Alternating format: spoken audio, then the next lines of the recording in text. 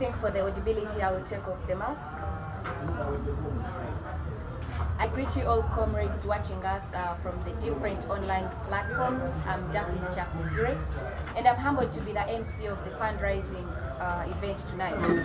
As we're all aware that our offices were raided last week by the police, and several items were confiscated, among which included t-shirts, overalls, berets, 24 million Ugandan shillings, and our presidential signatures. This move, however, didn't break us. It just made us stronger. So today we hold an online fundraising so as to be able to replace the items and the cash that were taken. I call upon all comrades to stand with us tonight. Whatever amount, it shall be greatly appreciated. Allow me extend my sincere gratitude and appreciation to all the online media platforms streaming live this event. The likes of Nup Muda, GHETTO TV, Team Kyagulanyi, Dobozi lya Uganda, Kello TV, NAP or NUP Media, Kyagulanyi Army TV, and MP Rubaga South. I humbly appreciate all the people that are viewing us from those different medias we've been able to get in touch with this evening or this afternoon, and I appreciate all your efforts towards the contribution of NUP activities, and every call we make, you're always on alert to respond. Tonight or this afternoon, we're making a fundraise for different things. Firstly, like I've mentioned, we're going to be able to replace the money that was taken along our confiscated items. Nomination for our presidential candidate, Honorable Robert Kyagulanyi, is also just right knocking on the door, which will be taking place on the 3rd of November, and very many other activities like posters, flyers, and very many other things that my colleagues will be presenting to you with time. Ate munzikirize nzireko mu lulimi Oluganda. Mbaniriza mwenna abastreaminze live naffe olunaku olwaleero oba olweggulo lwaleero. Amannya n'eddoboozi mpitibwa Daphne Chakuzure, era ng'omulamwa gw'olunaku olwaleero tuli mu fundraisinga ku lw'ensonga ez'enjawulo oba ku lw'ebiruubirirwa eby'enjawulo. Mukimanyiko nti last week police yajja n'ewamba ebintu byaffe kw'ossa n'okutwala sente enkalu eziteeberezebwa kubanga miliyoni 24 eze Uganda n'emikono gya president waffe, naye ebyo byonna tebyatumenya lwansonga ffe tuli strong, tulina amaanyi g'abantu ate nammwe muli wamu naffe. So olunaku olwaleero enamba mugenda kubanga muziraba ziscrollinga ku media zaffe zino zetustreamizeko ez'enjawulo. Tuli wano nga twagala kuzzaawo sente ezo n'okukuŋŋaanya omuwendo gw'essente ogugenda okuyamba mu activities za NUP ez'enjawulo. So activities nyingi weewaawo ebipande byetaagisibwa, flyers zeetaagisibwa, calendars zeetaagisibwa, kwega bingi byo nga we mumanyi nti ffe ekibiina kikyali kipya, naye tuyimiriddewo ku lw'amaanyi g'abantu ng'eŋŋombo yaffe bwegamba. Kanzire kati ni ku baganda baffe aboogera Olunyankole nga sinayita my other commentators. Mwena abalikuleebera ha live stream ez'emirundi mingi, tuyineho Nup Muda, tuyineho GHETTO TV, tuyineho Team Kyagulanyi, tuyineho eddoboozi lya Uganda, tuyineho Kello TV, tuyineho NUP Media, tuyineho Kyagulanyi Army TV, n'abandi abakuza ku bano batweyitaho omubwire butali bwa kale erizooba twiza omumisho ganyu okufundraisinga sente z'ekibiina kya NUP. Nkabinja okumulukumanya nguwike hwire police kizaha yatwale bintu bitu otire bona ne sente ezikwingana miliyoni 24 eza Uganda. Ebyo byonna tubera tuhenzere konka bukatwongera kutwombeka hene nambe ziryo niziraba ha screen zanyu kola girebe waboine 10 waboine 12 waboine 13 zone zolaba sekutaho mazima niza kukola kihango aha mirumu y'okutambuza ekibiina kiitu ekya NUP. Abingi mu bene muligayo aha social media, abamwe nimututeerera amasimu nimutugira ngu bintu okushabaka kw'abakaali konka nyewe nibagambira nti erizooba kyokwiba n'oba oshaba itwe nitushaba habwokuba tuturi bashuma abingi bine bintu ebintu babasa kushashurira patches zabo bakakola kiri ahabo kugira ngo nibiba halitwe nemire emigero engeri nyingi eiba kwiba omuntu nabasa kuguza ekitori kya sabuni 15 kandi kiri kya 10 haza kushota amanyangu yakwiba konka 5 naba yakwiba 15 ezi yakushaba kandi sabuni eri ya 10 naba yakwiba so engeri nyingi eitukwibamu kokerizo bitwe ababire nibebuza ahabwa kintu shaba abwa kintu kati abo kugira ngo situru bashuma omwago kwiba nobwe noruga cyo tubatumwe ekituka kikore hamwe kati kikore nka family ahabo kubatwena abinji abantu bana Uganda eminyeto mitahi yanje nitwenda empinduka itukwenda situkwenda kutera masasi situkwenda kusikangana na muntu wena situkwenda kurwana na muntu wena itwentushamyangu amani gabantu nugoga kuchizayo omuburi kimwe nyowe niwe twayegita nitubasa gukora ekitukweta empinduka omu Uganda.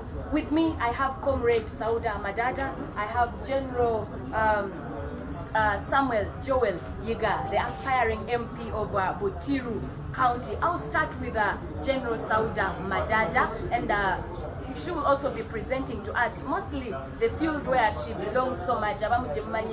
Mostly yeyo kwera ku ground kutambuza calendar kegaye twamutumadda erya Sabazoganyi enamba ngenda kubanga njibasomera in case you're not seeing it on the headings of our different lives.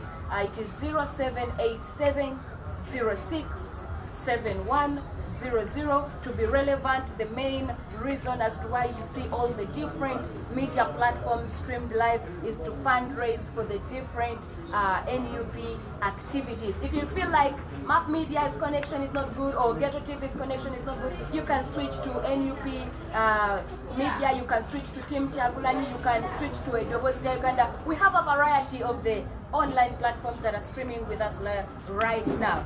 Honorable General Sauda Madada.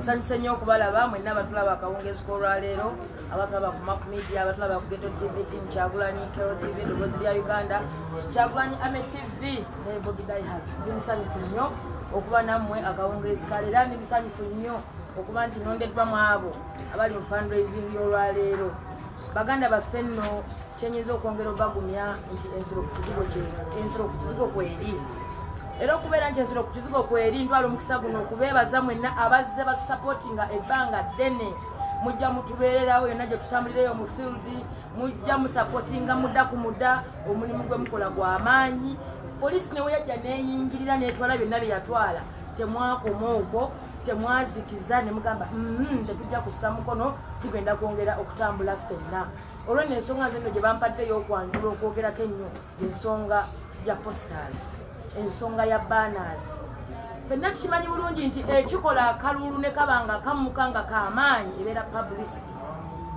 tusobola okukwata live zonna ne tukwata buli kimu kyonna ne tupostinga naye mu kyalo nga tetututtayo kifaananyi ky'oyo omuntu gwe tuba twagala byonna bye tukola biba bya bwereere abantu abasinga amaaso gaabwe abantu abafirika amaaso gaffe tukkiriza tulabyeko so twetaagira ddala amaanyi okulaba nga twongeramu mu buli wamu wonna twangi nnyo wetutanaba kutuuka wetutuuseeko weewatone nnyo ate nga akadde ke tulina kaseera katini nnyo tulina okulaba nga twekwatakwata kubanga abali mu guno omulimu gwa village to village mulimu si mwangu ogenda oluse emmotoka neefa oluse ebipande enkuba neebakuba nga muli ku piki oluse emituka matiriyo naggwawo olusi poliisi n'emubba so buno obudde bwe tulimu bwakulaba nga tetuzikiza kubanga pulezidenti baba nominatinga nga 3 tetulina kuzikiza namu yadde kati obudde obw'okunyumyako bwaweddewo tulina okulaba nti byetukola byonna tubikolera mu sipiidi tulina okulaba nti buli kyetukola kyonna tukitambuliza ku sipiidi era yensonga lwaki tuli wano akawungeezi k'olwaleero okulaba nga tufundraisinga ebintu ebyenjawulo ebintu ebigenda tutwala mu maaso ate nga tetuzikiza njagala osooka okutereeza abantu nti tulina kye tuyita posters tulina kye tuyita flyer tulina kye tuyita baana kaba katundubaali nga bw'olengera kino ekipande okuliko fundraising eno yebaana kano ke katundubaali mubaamu ebinene bwe biti ne mubaamu n'ebitono ebitali binene byosobola okukubako obuti ebyo n'obiteekayo obudde bwe tulimu wano e Uganda tuli mu rainy season nti bwe tuba nga twali ekalamoja ebipande byonna bye twalekayo buno obudde enkuba byonna yakola ki yabikuba tewaliyo yadde n'ekimu ne bw'onootambula kati n'otwala posters buno obudde bwe tulimu bwa rainy season tulina okukozesa obutundubaali obufaanana nga buno ekintu tulina okukiteeka nga kiri ku level nti bwe muva e Kasese ate yo muba mumanyi temugenda kuddayo ate kutereeza byonoonese naye bw'otwala akatundubaali kano ne mufuna eddala ne muwanika waggulu nti nobala Kasese ina trading centers meke nene nti Kasese ina trading center nene ziringa 2 buli trading center wakino kiteekamu ebipande banners nene za president nga ziringa 3 oba 2 buli trading center nobale kuba eriyingira nobale kuba erifuluma nobale obutale nga tuteekayo ebifaananyi ebyefaananyiriza bwekiti kyetaagisa ki kyetaagisa sente baganda bange mmwe mulina okukola omulimu ogwo okulaba nga ate tutambuza omulimu guno ffe tetulina buzibu obuzibu bwe tulina bwa matiriyo twandibadde buno obudde n'abamu tetuliiwo naye ekigambo kya matiriyo nti poliisi we yajja yatwala buli kimu ebipande bye baali bakubisa byonna yayoola n'etwala tewali kye yaleka wano so tulina okuddamu okulaba nga tetuggwamu maanyi tutandike nga abatandika obupya naye ate Katonda tasobola kutulekerera so nja kubasaba baganda bange nno omulimu gwe tugukwase maanyi kubanga gwe gugenda okukola kyonna okwongera abantu okumanya okwawula Kyagulanyi ne Bobi Wine byanjawulo nzize nkibagamba nti bw'ogatta Kyagulanyi ne Bobi Wine mulimu enjawulo mulimu omuntu ajja okugamba nti ze Bobi Wine mumanyi naye ng'ate amanyi Bobi Wine oli buno obudde tuli ku Kyagulanyi so mulimu gwaffe okulaba nga n'oyo omuntu ali wansi atalina leediyo ekipande kya Bobi Wine kimutuukako obudde bwe tulina butono nnyo naye amaanyi ge tulina ne solidarity gye tulina n'obuvumu bwe tulina tusobola okumala omwezi gumu Uganda eno yonna yonna nga buli kamunyomere ekipande kituuseewo buli wamu ng'ekipande nga buliwoza amaaso olaba Bobi Wine nga buliwoza niwe babeera bayuzizza wabawo kye bayita replacement nga muzzaawo obuzza so tulina kukikola nga tetuzikiza tulina kukikola nga tuteekamu amaanyi tulina kukikola nga tetwebaka naye bwe tunaagamba nti ate tusooke tukole kino kubanga manya Uganda yonna tulina constituencies ziri 533 533 constituencies weewuuni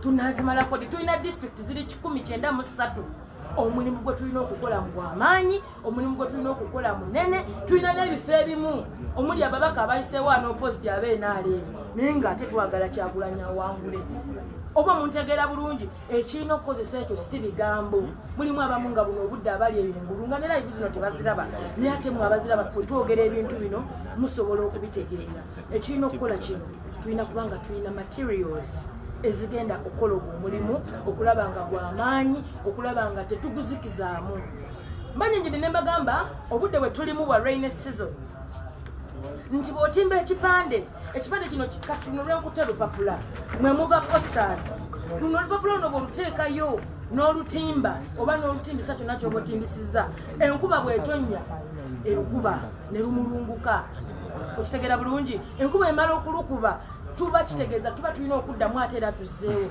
naye ate omuntu aba akozesezza akatundubaali kano koolaba ke batadde wano nti enkuba ne weebeera etonnye eyitako buyisi nekaddamu nekakala nekaterera bulungi nnyo awo nno nakino baganda bange nja kwongera okubasaba ennamba eyo gye babasomedde kwe twetaaga obuyambi obwo bugende eri 0787 06 7100 eri mmanya ga PESA MONI Limited fenna tuteekeko obuyambi waliwo abagamba mbu no Airtel bambi eyo ennamba gye tubasomedde it is both MTN and Airtel. That's how big technologious we are.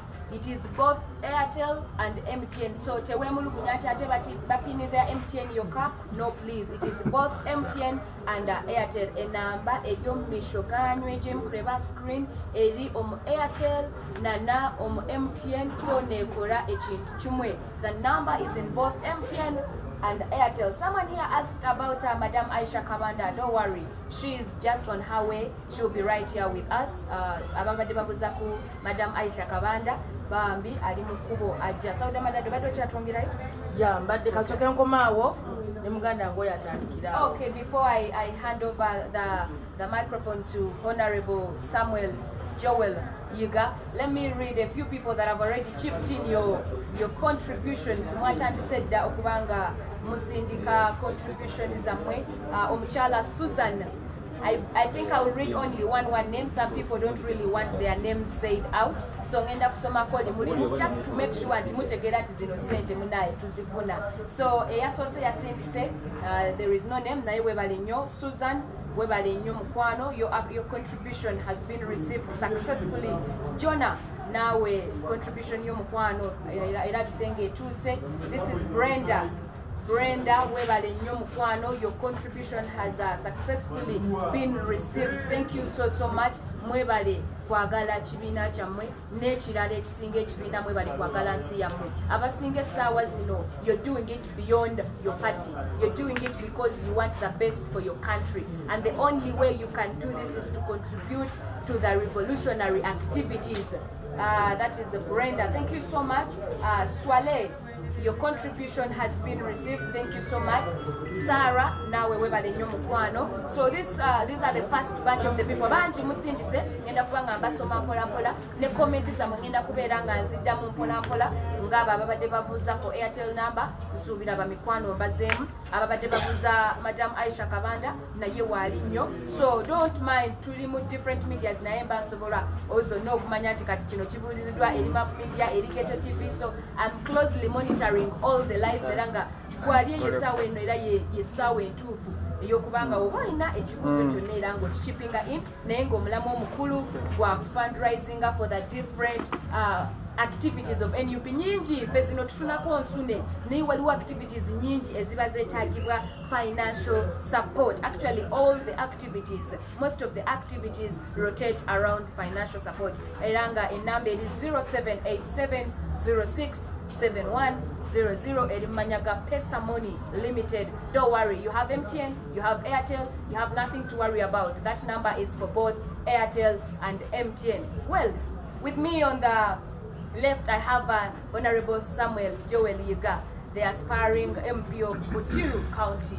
Allow me welcome him to say a word to you.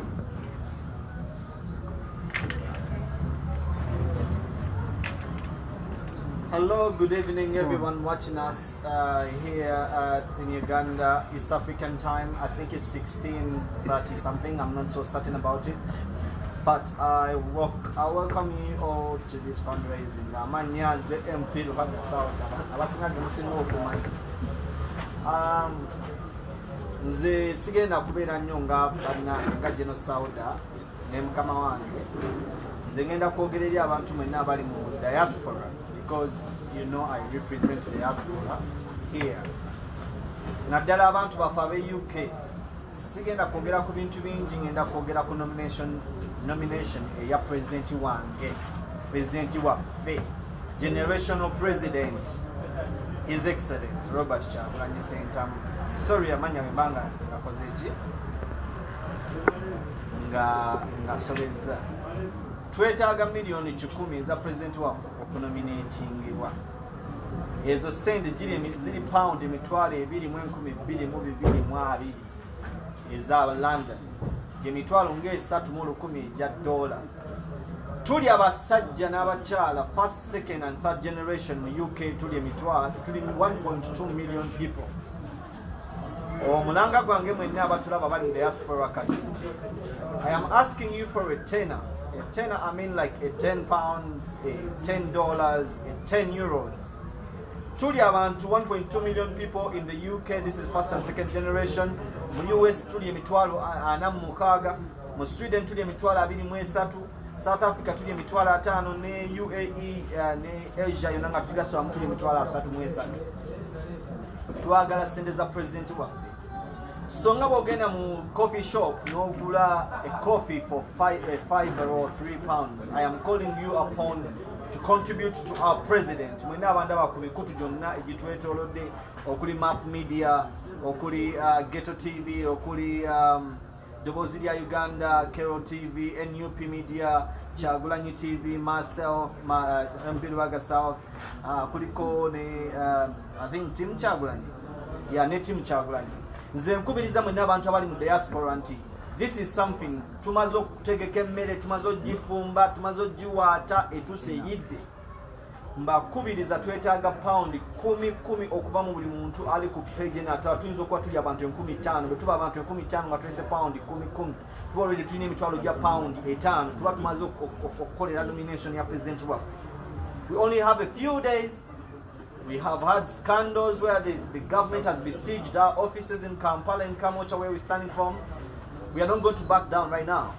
So I'm encouraging you, for the purposes of our children to come tomorrow, for the purposes of our grandmothers and our grandparents that died a few years ago, for the purposes of all you people that have been in the struggle, I call upon the northern community in London. You're over 500,000. The northern community, I mean the Acholis, have been into your community where you are too many. I'm calling you upon to stand with Robert Kyagulanyi Ssentamu, our principal, the president, the next president of Uganda, so that we can change all those things that have been a problem in the past 35 years. We've had a lot. We face a lot as diaspora. I am calling you upon all of you people in diaspora that this is the time. I know you've been doing a lot. I know you've supported us individually. You've supported the Nup as it came in. You supported the struggle. But we need the support now. We cannot back it out now. We cannot say no to now. Our president is nominating in the next few days. I'm calling you upon the mothers of us in the diasporas, the fathers in diasporas, the kojas, the sengas, the aunties, the uncles, the sons, the daughters, the fathers in diaspora. Please, we're calling you upon for only a tenner for the fundraising of the nomination fees, because we're looking at 100 million that we need to put, our president needs to pay in, and we can do this. I know as a team we can do it. Myself, I thought it wasn't being possible, but the journey has been very hard.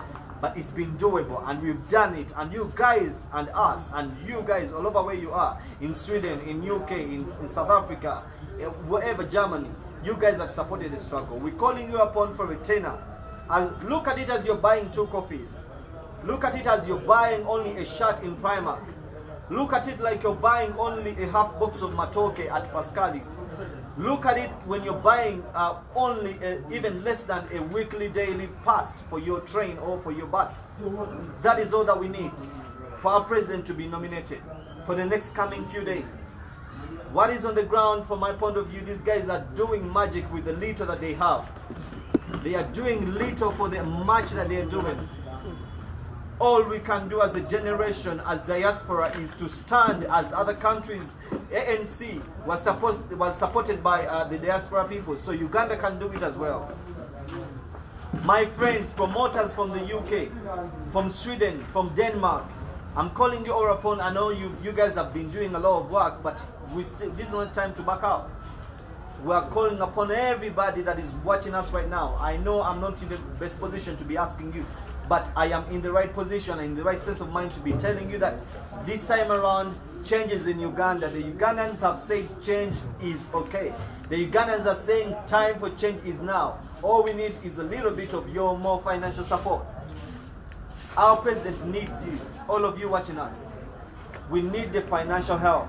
We need the moral help. But at the moment, we need money. 100 million, that is 222,000 pounds.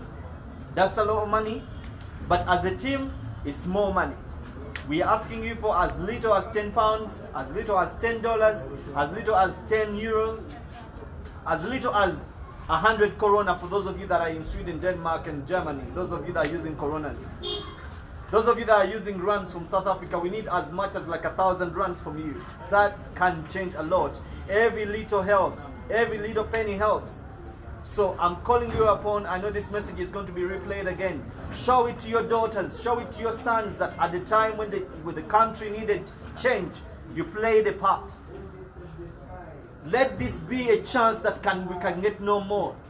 Let it be like you're paying a hospital bill for your own child or for your own father, because if we don't change it now, there will never be another chance for Uganda to be changed forever. It's the reason as why you're watching us right now. It's the reason as why you've been chipping in all that you've heard.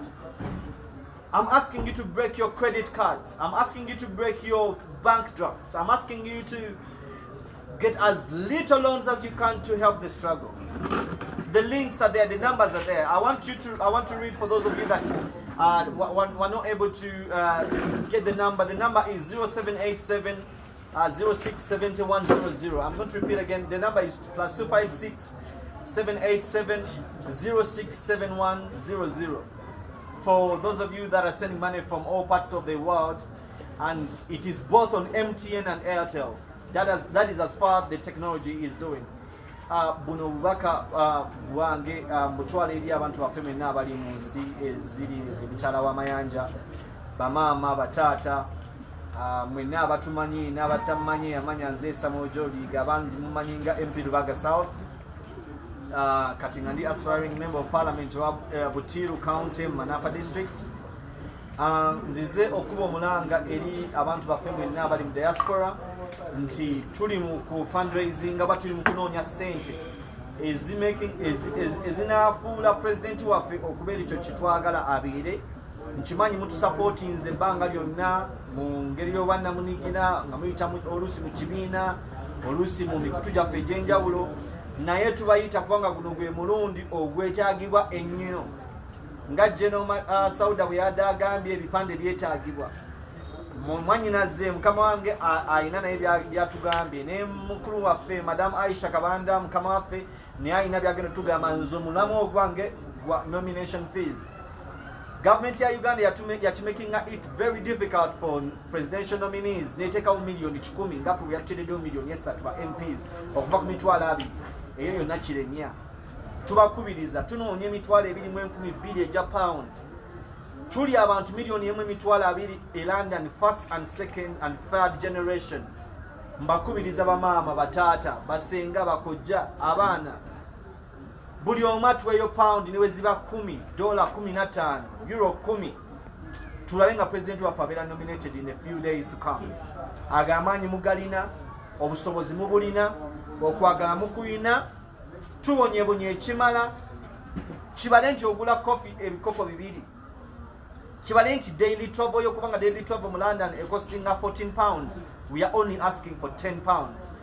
You people watching me right there in diaspora, those that are watching us right now and those that will watch us tomorrow or later after you work, I'm very sure you can do this. I call you upon for this family. Ate nawe bw'obeera eyo ng'olina emitwalo 2 egya pound ng'osojjitwawa munagwe tukwebaza. Kuba mmanyi muzirina ba nurse, ba doctors, abantu abenjawulo mu saving amina sente za mobile business people. I know people in UK abayina sente zisuka emitwalo 5 ku account yammwe naye nga temwagala kwedabisa. You can contact us through that number. Musobola contacting her through the Madam Aisha Kabanda oba mukama wange nga gwe sente oli eyo so zituwa tetwagala kusaba lwa 10 lokka kuba amanyi mugalina. Aso tuwe 15 nawe togaana. Aso tuwe 10 nayo tulukwata because twagala kumaking sure president waffe abeera nominated. Tukunganya sente z'enjawulo naye nze Uganda nazo tusobola ozikwata musozi tutuusaako. Musobola okola ETC payment. Kyekigaana kutubuuza details mu inbox ku mikutu egyo bituyita mukama waffe Aisha Kabanda sente zino zituusaako. Bamaama namaliriza for now mbasaba mbakubiriza era nate nti it is not yet over until it is over. Okay, thank you. They will be there shortly. The other question on Map Media, Ebadegamat, names of phone number. Limumanyaga PESA MONI Limited. Badabuza for the names of the phone number. It is in the names of PESA MONI Limited. And then those who are asking Chagulanyi a.ka TV to pin the number, you've pinned it. Okay, thank you. With me, I've just been joined by our leader, our boss, our I don't know how to all the good names about it. Friends. Okay, our friend Kabanda, they've been looking for you. They've been asking, where is she? Where is she? So I take this minute to let her introduce us officially. By the way, she was the right person to introduce us officially to this function, but because she was a little bit late by the traffic jam, errands here and there, she couldn't make it in time. But here she is, and welcome, Madam Aisha. Thank you so much. Hi, friends out there. My name is Aisha Kabanda, and I'm happy to be your friend. I am sorry I am late. I had gone to attend a burial ceremony. A couple of them actually had privy ceremonies to attend this afternoon, and I only attended two to be able to catch up with this program. I want to thank friends that kick-started us off. Number one, I want to appreciate you all friends. Towards the end of last week, when I was invaded at my home, thank you so much.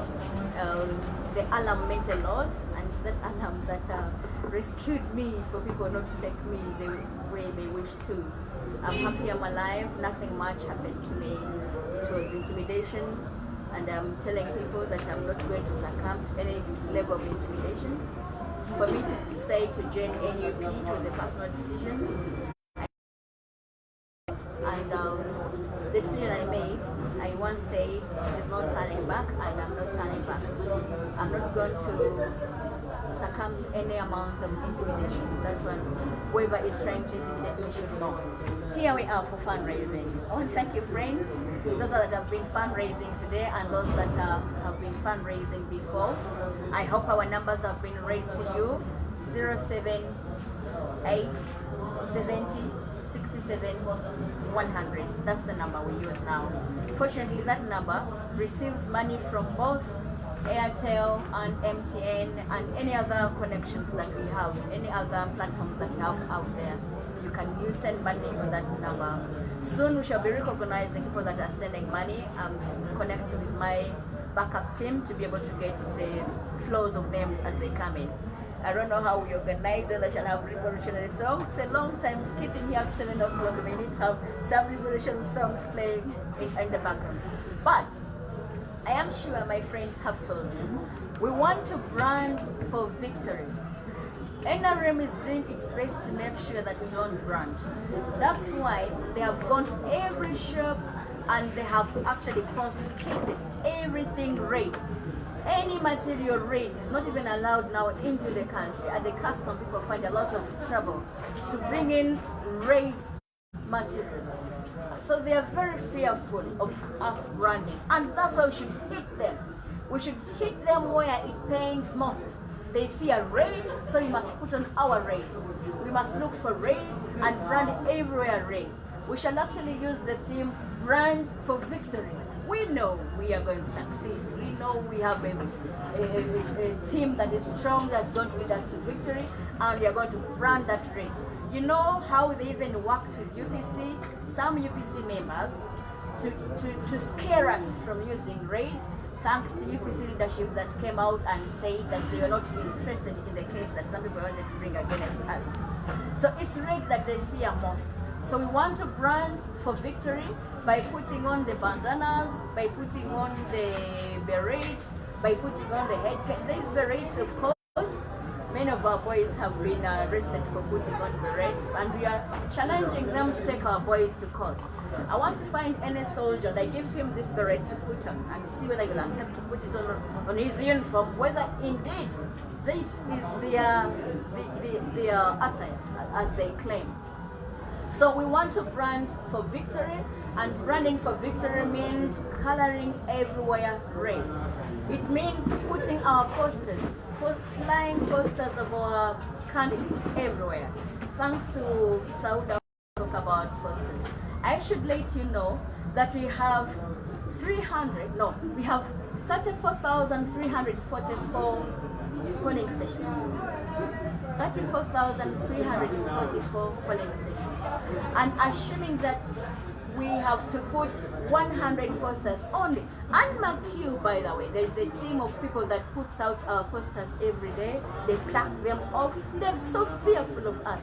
So assuming that you're going to put up only 100 posters, that means we shall need 343,000 posters, 440. Those are the posters we need. And we know a unit cost, the lowest unit cost of an A2 is 250 shillings. That's the lowest.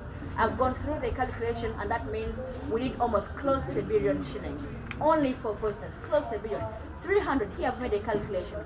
34,344 polling stations times 100 villages, you may also calculate with me, times 250 shillings, as a unit cost, you end up with 858 million shillings, 600,000. Only posters. Which posters they are plucking off every day. But we need them. This is a scientific campaign, as they say. Visibility is by posters, visibility is by banners. Assuming we have 2,184 sub-counties. Assuming we put up only 5 banners, and that is too small. Assuming we put up only 5 banners in a sub-county at a cost of 30,000, Saudi, is it 30,000 shillings a banner? Not 30, 45. 45, okay. My calculation was so mean, I used 30,000 shillings. Okay, assuming we have five banners in a sub-county at a cost of 30,000 shillings, which means we shall need 327 million shillings, 600,000 for banners only. That comes to a total of 1.186 billion shillings. So friends, we need more than $1 billion shillings only for posters and banners. Thanks to a team that gave us a printer. We have a printer here, but the printer we have is a digital printer, and we have made the calculations and seen that when you use digital printing, it even becomes much more expensive.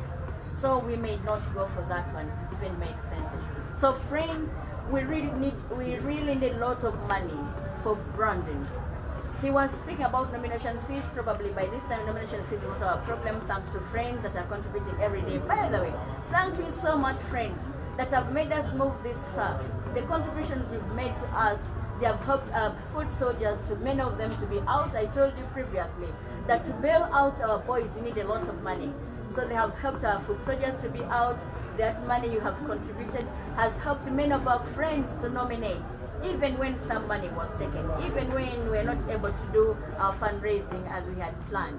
Thanks so much for the contributions you have made before. It has helped us build structures. To be able to go through elections, you need a structure that stems from the polling station itself to villages, parishes, sub-counties, and national level. And I'm happy to tell you by this time that we have structures in every part of this country. Thanks to you, friends. Thanks to you, Ugandans in Uganda. Thanks to you, Ugandans in the diaspora that have contributed and enabled us to move this far. We are moving on. We are not going to despair. We are not going to yield to any pressure. That little money you contribute counts. The little by little that each one of us brings, when you put it together, can do a lot of work. So like I said, we are branding for victory. Looking ahead to nomination day, we shall ask all our people to put on red. Everyone shall have to put on red. Either cap, or a bandana, or a wrist, or everything we shall be putting on red. We know they won't let us free with that freedom of putting on the colors we want, but no one has to give us that freedom. We shall have to fight for it and move on. Like they didn't want many of us to nominate anyway. That's why many of our candidates actually were arrested, either to or from the nomination station. So we shall go through it by whichever way. So friends, we thank you, but the task ahead of us is still big. It's like we've just started.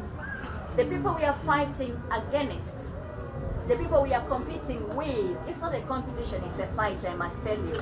The people we are fighting against, they are using national resources. Then they go into national coffers to be able to extend money to everyone. You know that they actually bribe people by, I wonder why always around election time is the time when NRM is able to give money to its people. That's a bribe. That's the time they send money to every member of the NRM structure. Not less than 20,000 shillings. They send that money. So we are competing with people that use money from national coffers. We know NRM does not fundraise from anywhere. They get money through intimidation of the business people. They get money from our national coffers, and they use that money against us Ugandans. So even us, we are going to find our way of fundraising, and this is the way we have chosen to go, to appeal to friends that feel for the struggle, to contribute little by little. Go the mileage you can. Those who can do Muda are doing Muda, but those of us that can do better and bigger, please, let's do whatever we can to be able to achieve the change that we desire. I am extremely hopeful that we are going to realize this change, because every Ugandan is saying the time is now. And we get overwhelmed when we go out there into the villages and you see people giving the little they can. They give us water, they give us lukumi, because that is the lukumi they can. But here, we are here to appeal to friends that have been endowed with favors, that are relatively living a modest life, that can contribute something better than the Muda, to be able to contribute to this cause. Is more than $1 billion shillings, purposely for branding, to have our posters out there and have our banners out there. Together, we can raise this money. Nothing is too much once people are united. You want me to do Uganda? Or to answer a question? I saw a question. She talked about a question. Are checks allowed? Yes, checks are allowed. You can call me and I tell you the name in which the checks can be written. 752. That line was given to you previously. 0752 416099. Electoral Commission until yesterday, as far as I know, unless something. They are still holding on to documents that are helping us to officially open an account in the name of NUP. But we are not going to wait, sit back and wait for them. We have other accounts we are using. So please call my number and I give you the account name in which to put, in which to write that check. Otherwise, this number, 078 70 67 100, is the number that you're using for mobile fundraising. Any money you can send, mobile money, or Wave, or any other platforms, yes, the money will be received. And soon we are going to be reading the names of people that are contributing now and those that have contributed before in the past 1 week. We are going to read them now. If there's anyone who doesn't, okay, we shall read one name, because I know people are so fearful of the regime, and then some of them fear disclosure of their names. So we might read only one name for purposes of transparency, so that people can know that we actually received their contributions. Thank you so much. Baganda bafe. Ekisooka njagala kwebaza abo abawulira entulo eyakugwamu bwa Aisha ne muvaayo mwebale nnyo mwebale ddala. Kama mulungi enduulo eyo yantaasa wendi temulamu.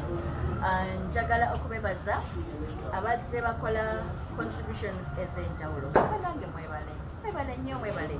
Mwe mutuyambye okuseesetuka okutuuka wano we tutuuse. Singa tegabadde maanyi gammwe tetwandituuseewo.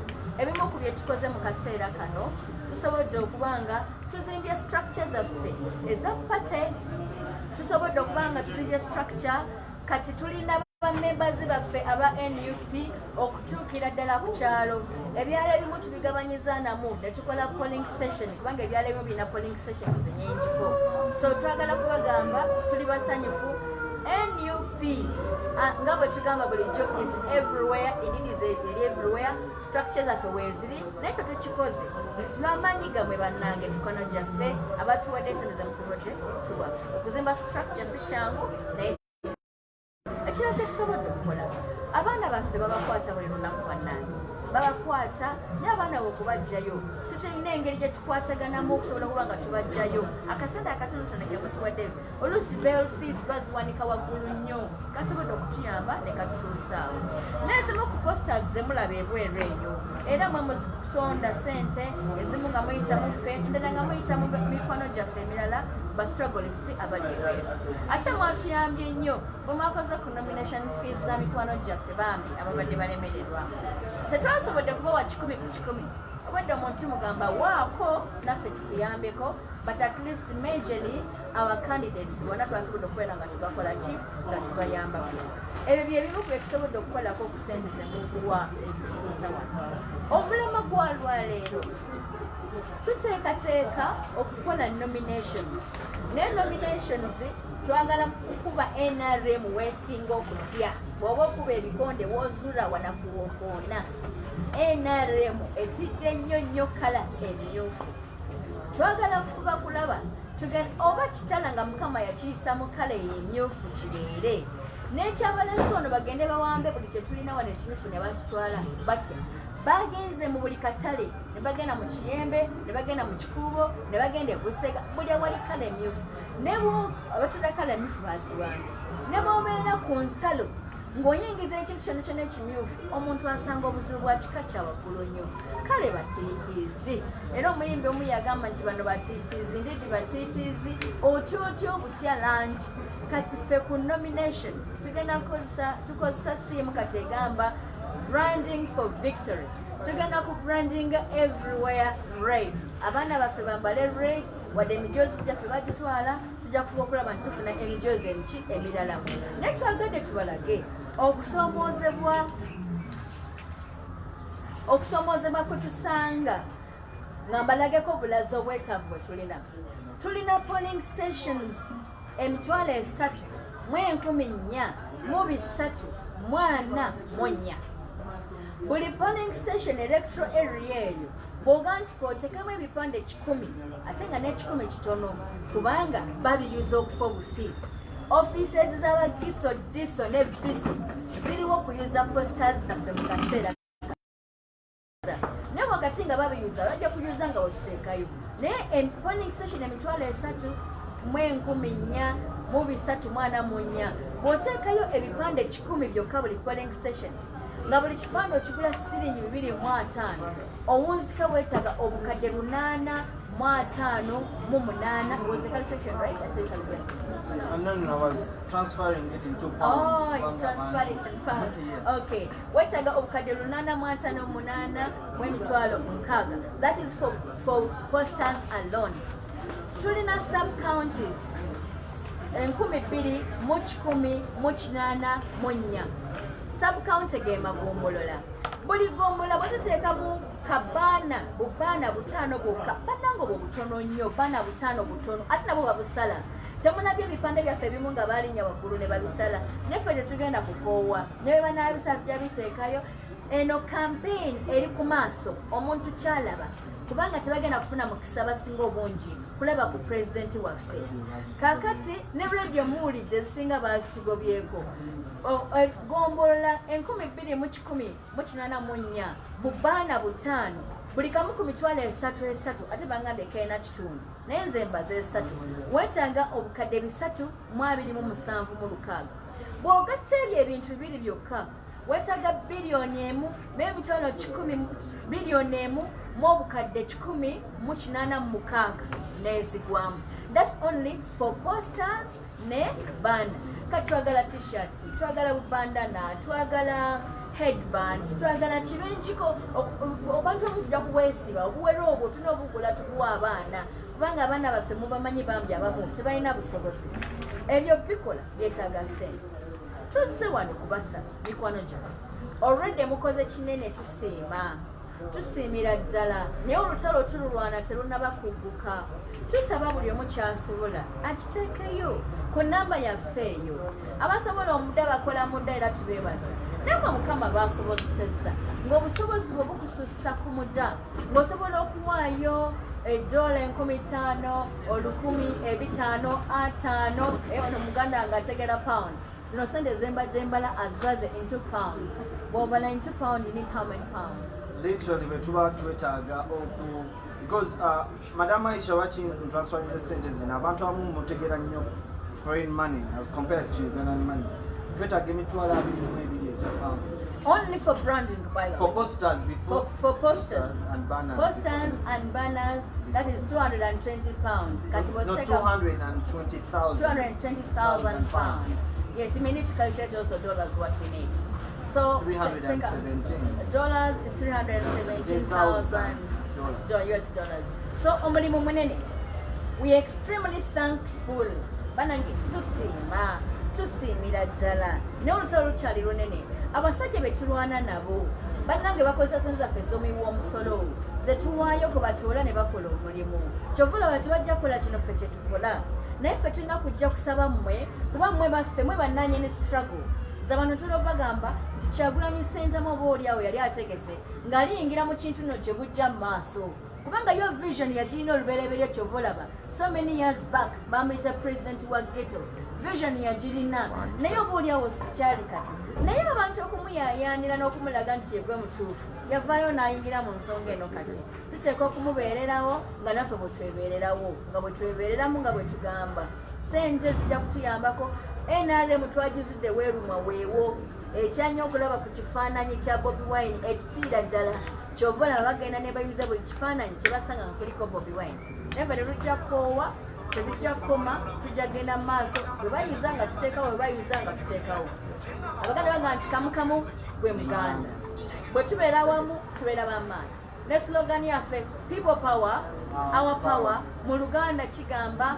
abantu ge maanyi ffe amaanyi gaffe gali mu mmwe ba businessmen abamu bawaayo eri NRM lwakutya kubanga amamanyi nti bwe batawaayo tebasobola kubeerawo ffe tetulina amaanyi gasobola kutiisa muntu n'okutiisa tetwagala kutiisa kubanga tulowooza enkola entiisa mbi we can only make an appeal to all Ugandans bakitegeere kino kye tukola tukikola lwa bulungi bwaffe ffenna akasembayo ku nsonga eyo abantu bagamba bwe tutalwana kuleeta change mu mirembe kati abajagala bajja kugireeta nga bakozesa enkola yonna gye baagala ekintu kibagamba si kirumamu abasajja balwanya okugjako Museveni emirundi mingi nga balemererwa mumanyi ebibinja ebirwanya Museveni biba gye biyitirivu nnyo nga birwanira bweru akakodyo bakategedde nti bw'olwanira ewala olwawo kati bajja kujja kulwanira wano kumpi mwabakyesigiriza abantu ba wano mbwe simanyi mulina otulo bwe zinaatandika okuvugira wano temujja kuba so ekyesi gyolina kutwegattako tulwane peacefully tuleete change mu mirembe bwe tuteegatta kulwana kuleeta change mu mirembe eyinza okujja nga tejja kujja ne mirembe abantu bagamba kulinga lutalo luzaala mwana if it is difficult okuzaala omwana when it becomes so difficult abasawo bapasula omukyala bayiseewo omwana bwe batapasula omwana ayuza buli kimu n'okuddawo kubeera kuzibu if we don't join hands to fight to cause change peacefully it might come by whatever means and the time to fight for peaceful change is now kubanga abauganda ntibaga nti ekiseera kyekino nsaba mukama wange nzikiriza Madam Aisha basomedde numbers okwongezaako katono mukama nga nsonyiwe muwambye but tunoonya abantu 5,000 buli omu ng'otuwadde paundi 5 okumalayo branding wetwetaaga mu ssente madamu zatugambe Madam Aisha so nkiddamu nti bwe tuba tutunulidde ku ssente Madam Aisha zagambye akawumbi akalamba n'ezigwamu eze Uganda twetaagamu abannayuganda abatulaba essaawa zino 5,000 nga buli omu otuwadde paundi 5 muze Uganda gemitwalo ameka 2 abantu 5,000 bwe mutuwa emitwalo 22 buli omu mumanya nti ebipande Uganda tutambuddeko awo weewaawo wadde bagenda kuyuza awo tuba tumanyi nti buli koona ya Uganda tugikoze eki tugituuse mu so basekinnoomu n'ebibiina ebitulaba n'ab'emikwano bw'oba osobola abantu 5,000 we have more than that. I'm very sure platforms are based on those peace loving and change loving people. We are more than 5,000 and we have the potential to raise 220,000. Olw'ensonga eyo nze omu ku bagenda okutandika nze jange paundi 5 nzisasudde ngenda ziwa Madam Aisha olwaleero mbeera omu ku abo abantu 5,000 abagenda okukola ki okutandikibwako. So namwe abatulaba eyo tusaba mwenna abantu 5,000. You have the potential. Thank you so very much Kanzeya Kazindale wa mukama wange. Thank you indeed. Thank you so much, Venerable Aisha Kabanda, and all the people that are still with us streaming live on the different online media platforms, the likes of GHETTO TV, Nup Media, Team Kyagulanyi, NUP Media. Thank you so much. You're doing so much good, even better than us in front of you, Kubanga. You're the reason why we're still in front of you people. One more question is about on the different online platforms. Temufayo wonna woli mukuwachingira comment zamwe njiraba Map Media, njiraba Ghetto TV, njiraba Team Kyagulanyi, njiraba. So wherever you post your question, your comment, your supplement, your contribution, trust me, I'll be able to read it out. Walwabadde bagamba on all the different social media handles that you are watching from. Onagambe post has made it. Okay, no problem. 0787 067100 erange limanyaga PESA MONI Limited. Waliwo comments nyingi on all the streaming medias right now. Abagamba Mr. Update. There is one thing I want to clarify on this. You all know Mr. Update was nominated as the flag bearer, aspiring MP Kawempe, right? Meaning his time is also going to be a little bit taken up by his people in the constituency. So if you don't see him sometimes in these activities, you know, let's take it in good faith that whoever is saying Mr. Update, I'm sure you follow him and you're just watching us right here from Map Media, from Ghetto TV. Do the needful. You know, there is nothing new that Map Media is, that Mr. Segirinya is really going to say. We're all on the same pace with the main reason today we are fundraising for the different activities to take place in NUP. And so comment about rampant on all the media, on the medias that are streaming right now. Mr. Update, call Mr. Update, call Mr. Update. The thing is very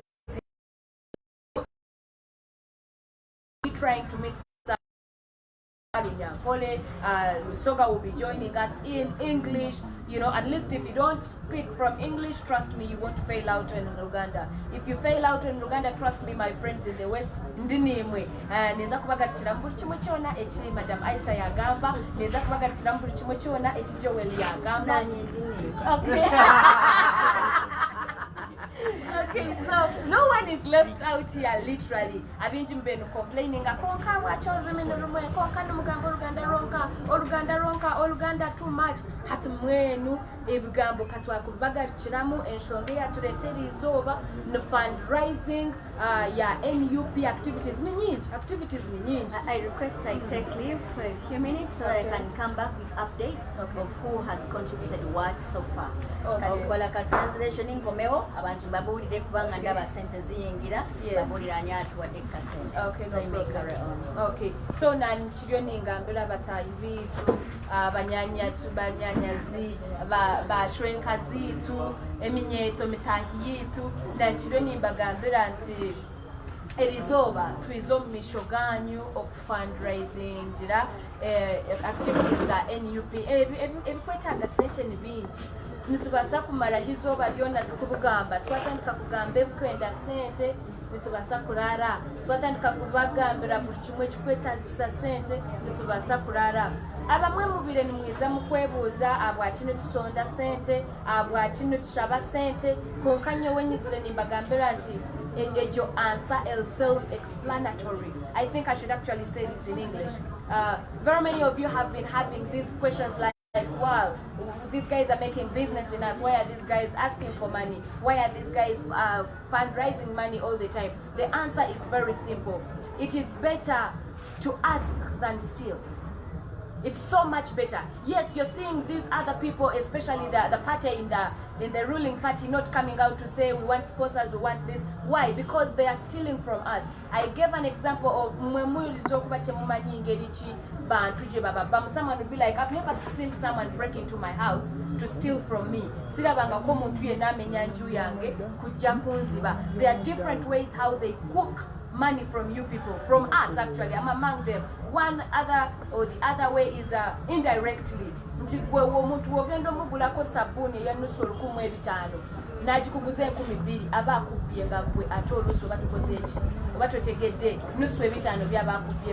there are very many ways that this government is actually stealing money from us, right from the data we use, right from the fuel we pay. You get to realize that everything is actually taxed, and it is that very amount of money that actually they use to run their activities.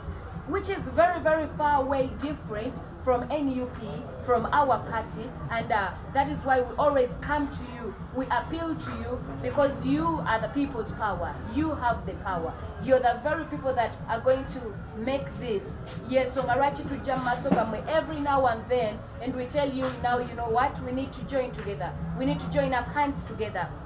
I don't know why some people find it a problem every time we unite for a positive cause. But you find it so much comfortable to unite for Mara. You find it so much okay to unite for a cigarette. You know, it's so much easier for you to share a cigar with a comrade. It's so much okay for you to invite a comrade for a house party and unite. But when we come to a positive cause for unity, you start commenting unseriously. There are some comments I've been reading and then you're like, good business. This is not business. Like, honestly speaking, what we own are matters concerning the country and liberating the country. Not for only my benefit, not for the benefit of Madam Aisha Kabanda. If for your own case, this money is directed to run the activities of NUP. It is so much explanatory. Even a breastfeeding baby can see that NUP is not even anywhere old. I mean, if it's a baby, it has not yet even started crawling, but you can see the rate at which we are moving. You can see how many candidates NUP has been able to produce. The coming candidates are very many, and all these things require financial support from the people, and you are the people. Mwabatulaba mwe manyi bulijjo ge tugamba. Tuyinza okuba kituufu sente teziriiwo naye ng'amaanyi gali mumwe, gali muffe. Mu ngeri omu, in the same manner, allow me okweyanza buli omu. Muli bangi abamu tetusobola bamenya, buli omu wa eyasobola okulaba nga bacandidates baffe banominatingibwa. Most of our candidates ab'omu West, ab'omu East, ab'omu Central, ab'omu North, they were nominated because of your support. Mugenze mu kino kisinga nti this year we've had the highest amount of the nomination fee for the candidates. This has not been the same case. Abasinga for the past years naddala mu byalo, ababaka babadde bajjanga unopposed because of that fee. Ababaka abasinga babadde bajja unopposed. Era mu ngeri eno munzikirize neebaze Honorable Kyagulanyi Robert eyajja abantu akakoeko okubategeeza nti ne bw'oba tolina ssente osobola okwesimbawo n'otuusa eddoboozi lyo eri abantu b'okiikirira. That has been a false belief. Almost the biggest percentage of the Ugandans, almost the biggest percentage of okwesimbawo kuba MP olina kuba binojjo, okwesimbawo kuba MP weewa olina okuba olina ssente, okujja ku bwa kansala olina okuba ng'olinamu kasente, naye abaana mubalabye abazze okwesimbawo abamu mulya nabo. But these are the poorest guys, richest minds. Betusindika mu parliament, bebagendo back.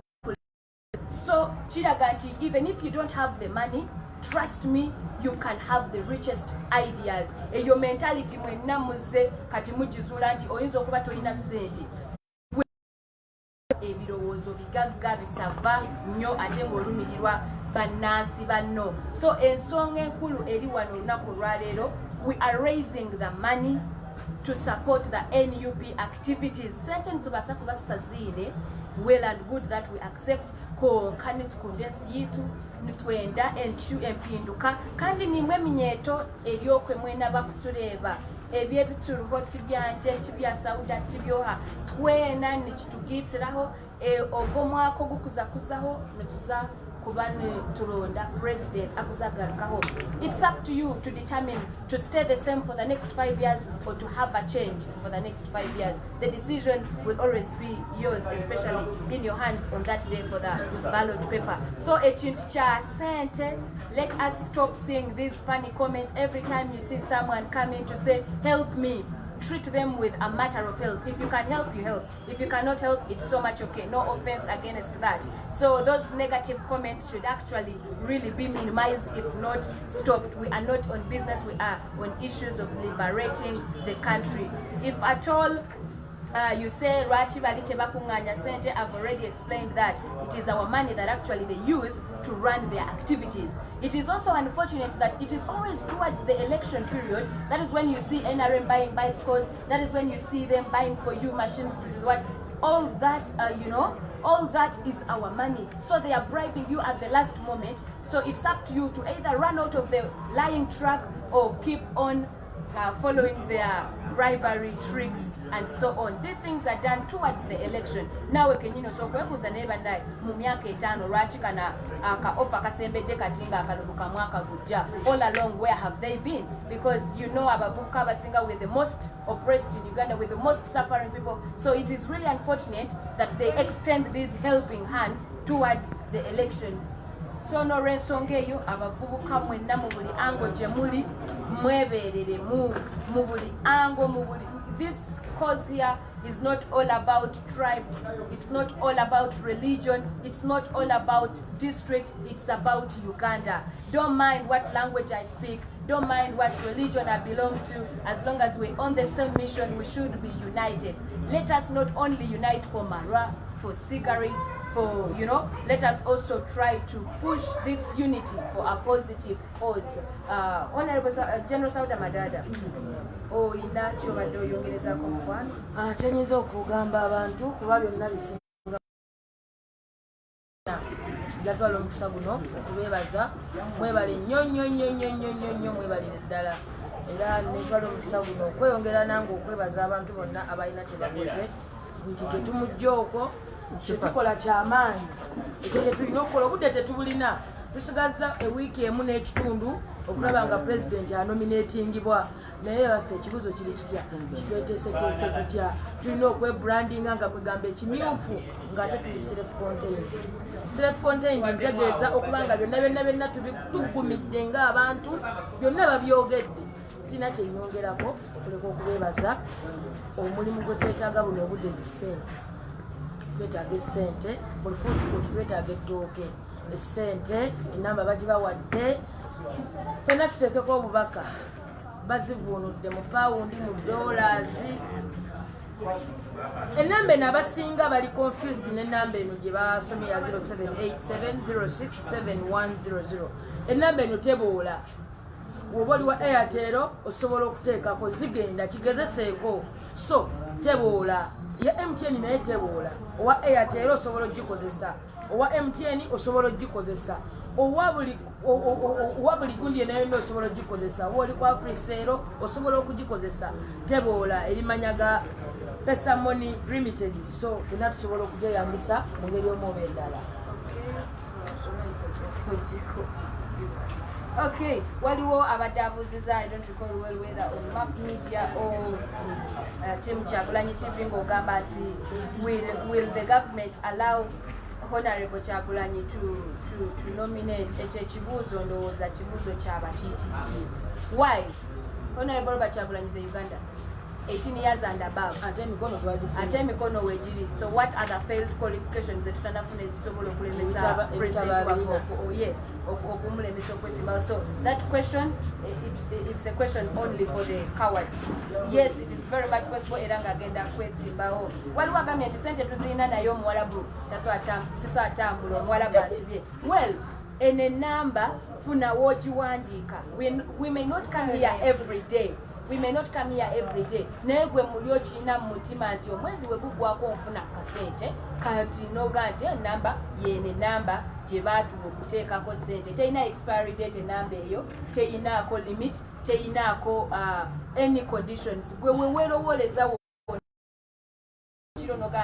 I think I need to do something for my country. Every time you think about liberating your country, there is one way or another you can contribute. Ebitaano ebyo by'osobola biyinza okugula poster, olukumi lw'osobola luyinza okugula flyer. So whatever amount, it is not too little for us. Even if it's 100 Ugandan shillings, if you know the value of money, okimanyi nti ekikumi kisobola okugula sweet ya Uganda. So meaning ekikumi kisobola okwongerwa ku bina nekigula poster emu. So anytime you feel free, anytime you're able to send that money, it's okay. Sobola okuchipinga in sente ezo. Muganda wange, how are you? agenda kukoba mu Busoga. Waliwo mpozi ekirala ekibuzo ekize sente ziganye okujja. Amba sente ziganye. Maybe we can recognize these ones first. Can recognize them. Okay, no problem. A number. Okay, Map Media bawadde ku magezi naga nti woba obadde ogezaako okusindika, maybe there is a lot of traffic and some ebintu by'omuzungu mubimanyi, try refreshing your phone or restarting it egenda kubanga ate osobola okusindika. With me I have my sister Langa agenda kuba taking us through mu Busoga. So Abasoga, you're well so much represented. But before I call her, let me read to you some of the members that have already chipped in their contributions. Ate tekigana ne buli lunaku noga nti zekatekeyo ebitaano. Rehma osinse mtwalo Rehma omumanye 520. Thank you so much Rehma. This is Mwanga C. Thank you so much Mwanga. Okay, Mwanga C, thank you so much. You've contributed 50,000 Ugandan shillings. This is Remtes. Which name The name didn't come. The name didn't come. This is Wild Remittance. Okay. Ugandan shillings. This is Musoke, 30,000 Ugandan shillings. Thank you so much, Musoke. Kawes, thank you so much. Your contribution has successfully been received. 10,000 Ugandan shillings. Doreen K, thank you so much for that support. 53 Ugandan shillings received, please. Lizzie Nam, thank you so much. $20 has been successfully received on our number. Thank you so much. I'll be keeping on updating you on the people that are sending. Please do send. We are receiving this money, and at least by the time we leave this panel, trust me, there will be a lot of activities that have been financially covered. With me I have a sister. Let's take us through Busoga. Bamukwano abagenyi baife oba abantu batuweereza tusambeera okubabuuza n'abatwa bandika Madina n'abatwa ndi wano okubaweereza mu Busoga lwemuwulira abandi. Tuli wano ku nsonga y'okunoonya ssente n'okutuyamba.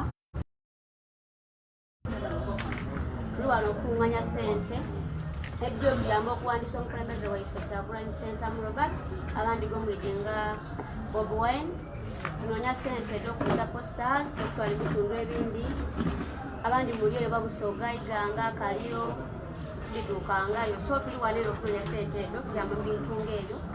Tuwa ne TV dhaife ed'endawulo, Map Media, NUP TV, Ghetto TV, Team Kyagulanyi TV, eddoboozi lya Uganda, tulina TV liri wano nnyingi.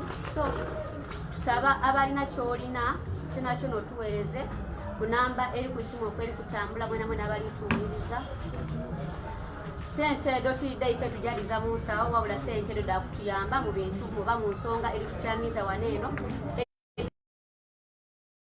Kirya nti oba kidde President waife ajja kwewandiisa ngenda ku omwezi 3 wiiki eidde olwokubiri omwezi guno gwene sorry omwezi ogw'ekumi n'omulala omwaka guno gwe tulimu. So tunoonya ssente edo okumuyamba ku nsonga ey'okwewandiisa. Tuyize wonna ebintu byaife bye baawamba oba polisi bye yatwala enakwedi bisayinuma, t-shirt, kofiira, byonna byonna bye baatwala ni ssente dhaife dde baatwala obukeire 24. Tuli wano okunoonya ssente edo bituyambe mu bintu bingi. Wona kyoba olina mutwalo 2, 5 ssente nigire twenda titujasalira muntu ssente kuba abandi ensawude efudagayaga aye kyona kyona kyolina tukyaniriza. Era ng'enamba y'okusindika ku ssente eri 0787 069 700. Enamba eyo eri mu Maina gemunayita Maina PESA MONI Limited. Niwo boina Airtel, niwo boina MTN, namba eyekola. Oba olina Airtel osobola ogikozesa era osindika era ssente twa receivinga bida kubanga tukwebaza mu kitiito kyonna kyonna kyoba otuweereiremu titunooma ssente kidooleeta. Aye ng'ensonga enkulu tulina otwala President waffe okwewandiisa nakuga mwezi nga 3 omwezi ogwida. Ssente deyeetaagisa ningi ate nga ebyaliwo mwabibona buli kintu bakitwala batwala ne ssente. Tutejoba ne ssente n'issente bali kulinonerezaaku kyetutayige ekyayenga bana tusaba tube walala tugemagane wala tutuuse ensonga eno mu maaso. Tulijajala tulina omuwerekera ebakuba mu redi ekyo kizirayo tujadivala tujadizaawo. so tusaba mutambule wala nife abali ku nsida okuliya abali mu Uganda abali wayo nayona nsonga lwaki tuteme wano buli sale tulaba oweereza nga tukaali wano tudda kuba nga tudebaza nga tukusoma erinalira nga tukwebaza mu kiti kyotuweereyemu ebisente aye nga tubeerewo pulezidenti waife mu nsonga eyo tusobola okigusa mu maiso tubizeewo sente ndebeyiba tumuwe na sente egy'omuyamba okwewandiisa nga tulumwezi 3 tijja kwogera bingi kubeera n'ensonga eyetulese waneeno tusigayiregalize Madiina n'abatwa mu NUP Madiina nga tonnadduka Luka district in Busogo Jimani. Yeah, you know that. Someone here says, please update us about Luka district in Busogo. Luka district, Njimanya as a district, but tijaba kubanti obandi departs edirimu. Kubanze usoga tijja kulibanti oba mbire yeyino yensomeire. So tijja kubanti oba muri mu district ero muri kusulu kino muri kusulu ayenga njija as a district kuba nali ngire mu akati kitambula nona. That's it, okay, on Map Media there is a question saying nomination fee for Kyagulanyi Oba. Is this money we are fundraising part of the nomination fee for Honorable Robert Kyagulanyi? Or I think the answer was already answered by our Madam Aisha Kabanda that no, the nomination fee for Honorable Robert Kyagulanyi has been cleared. Thank you so much. So we are really fundraising for the other activities that are really quite many. Some of them, by the way, we cannot, we're not mentioning the COVID posters, but there is really a lot if you know all the activities that transpire in a political party. Almost all of them rotate around finance. So there are very, very many activities. And still on Map Media, there is someone who is saying they need the number. It's pinned there, but if you don't see it, then Map Media kindly repin the number. Someone says they need the number pinned again. Honorable Samuel, you have anything to say, please?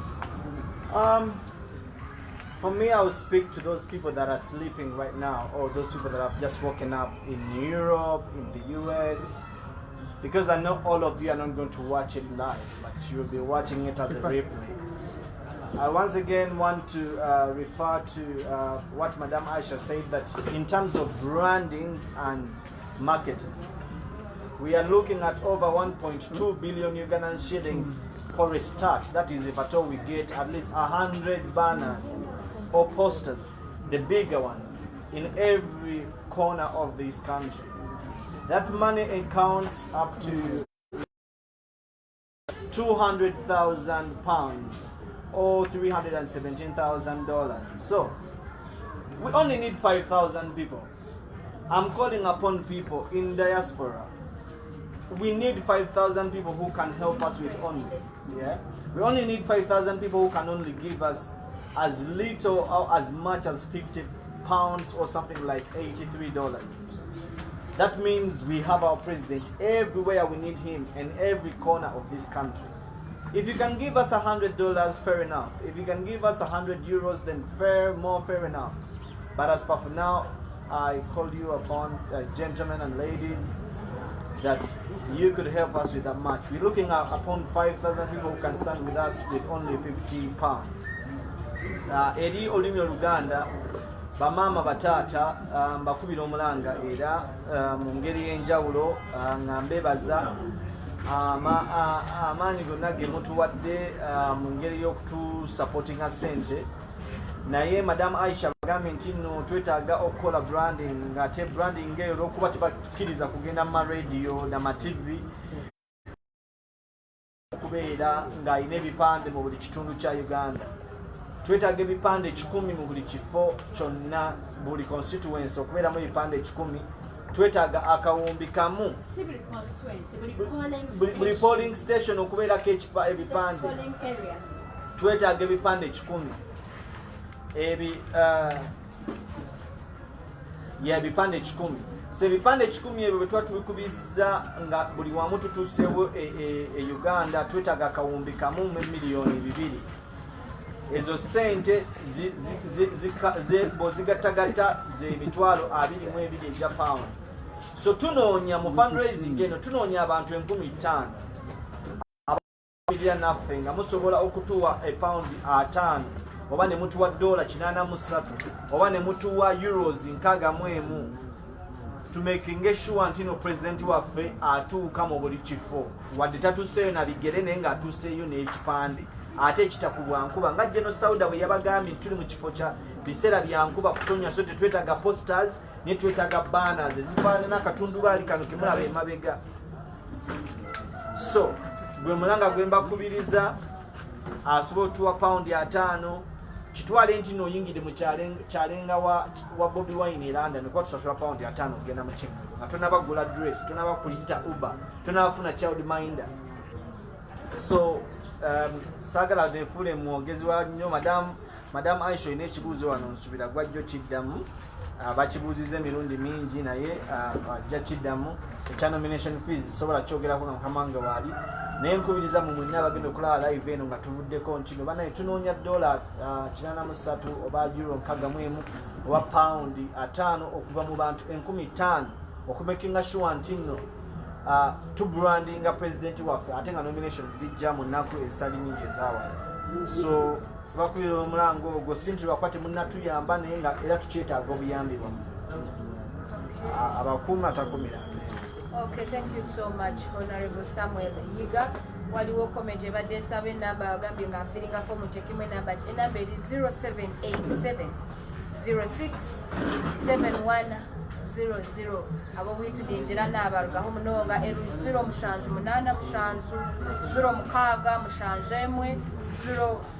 0 kampa byengu mwenda mwagifuna. So irizobe tuli aha hakusonda sente za running activities za NUP, sente zanje, sente za Sauda, sente za Aisha Kabanda, sente nezo kuraninga ebintu ebiri kutambula buli zoba nkapate zone zindi ebiri kutambula oma NUP.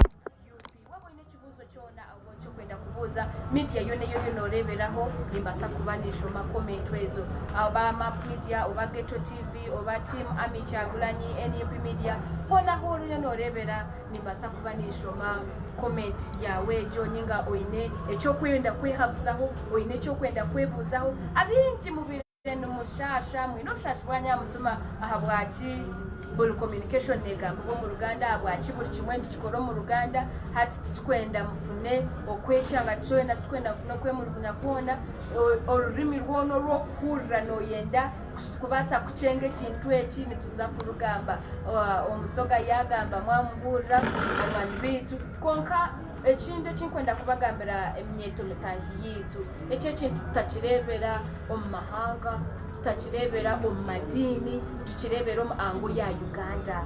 Communication yabayizo mu Luzungu, yabayizo mu Runyankore, yabayizo mu Rusoga nibyo bimwe kugira ngo empinduka neyo mu kugamba konke bukorwa nibyo bimwe. So language yone yorashangemu kasitoba wakicenga tureme kuguma twebembeza bagamba baganda bonka bagamba abasoga bonka bagamba Oluzungu lonka mwensi tuli abazungu ngabambe mugume nimumanyangu ebituri kukora byona nitwendi hangarurungi ebituriyo nitugambe shaheje ebituriyo nitupulaningira nitubupulaninga habwa Uganda tihabwa ahabwa Abanyankore tihabwa Abaganda tihabwa Abasoga ebituri kukora ebituri kupulaninga byona nitubirebera mu context ya Uganda omudini emwe oba turi kugwa omurumi rumwe oba omudini emwe ebyo byona nokusongasonga obutine kuba nibutwahura. Those are small cheap reasons that shouldn't actually divide us or take us off the focus. Ebyo byona bya manyano omusoga manyano omukiga ebyo byona ni just diversionaries itwe nikimanya kutuli abana Uganda period oba nagamba ki oba nomuki itwe nikimangu ebituruhesha heje nebyo kureta empinduka omuli Uganda. So I want to continue reading some few names of our colleagues that have been chipping in their contribution. Isaac, thank you so much. 109 Ugandan shillings received. Thank you so much. Joseph, your contribution has also successfully been received. Thank you so much. Elizabeth, thank you so much for that caring heart. Actually, I should say it's a caring heart, loving heart for NUP, but above all for your country. Because I think this that we're doing is beyond the party. We're doing it because we want to liberate the country. So every time you have a challenge, every time you sit down and you feel like something needs to be done, the potholes in Uganda need to be done. Every time you see your fathers, your brothers, your sisters being harassed by these policemen, it is enough for you to stand up, pick your wallet and send something to this number, because all that is going to be is what we're working upon. Uganda becomes great again. This is Lokoma. Thank you so much for your contribution. Vincent, now we Swale, thank you so much. Brenda, your contribution has been received successfully. This is Jonah, thank you so much. Rogers, nawe mukwano webale nnyo contribution yamwe. Zituuse nga bwe twabagamye nti today is not the last day, though you may not be seeing us every day. We just launched this online kubanga tubajukiza, you know. We need to remind you that hey, we still need a lot of support. We still need a lot of your support, especially financially. You've already done a lot of the support. Most of you people abajja ne bawerekerako honorable abagenda mu makoti ne mubeerayo. Every support you've been doing, we humbly appreciate. Ate n'engeri endala njagala okweyanza baganda baffe abali mu diaspora. In a special manner, allow me say thank you so much. Nti temuli mu Uganda, but you want Uganda great again. For boli awo abanyigirizibwa mukimanyi bulungi kye tuyitamu. Mukimanyi bulungi essaawa ya kakati omuna Uganda okufuna omutwalo mu nsawo lutalo lwennyini. Omutwale Uganda luyita mannyo gaggoonya. It is very hard, but you people, thank you so much for understanding the situation your brothers, your sisters, your children that are going through right here in Uganda. No matter what, you've always been there. Everything that comes out, every time we call upon you, you're willingly and readily there to chip in for the support. Mwebale nnyo, mwebale ddala, mwebale mnonga. Yes, Madam Aisha.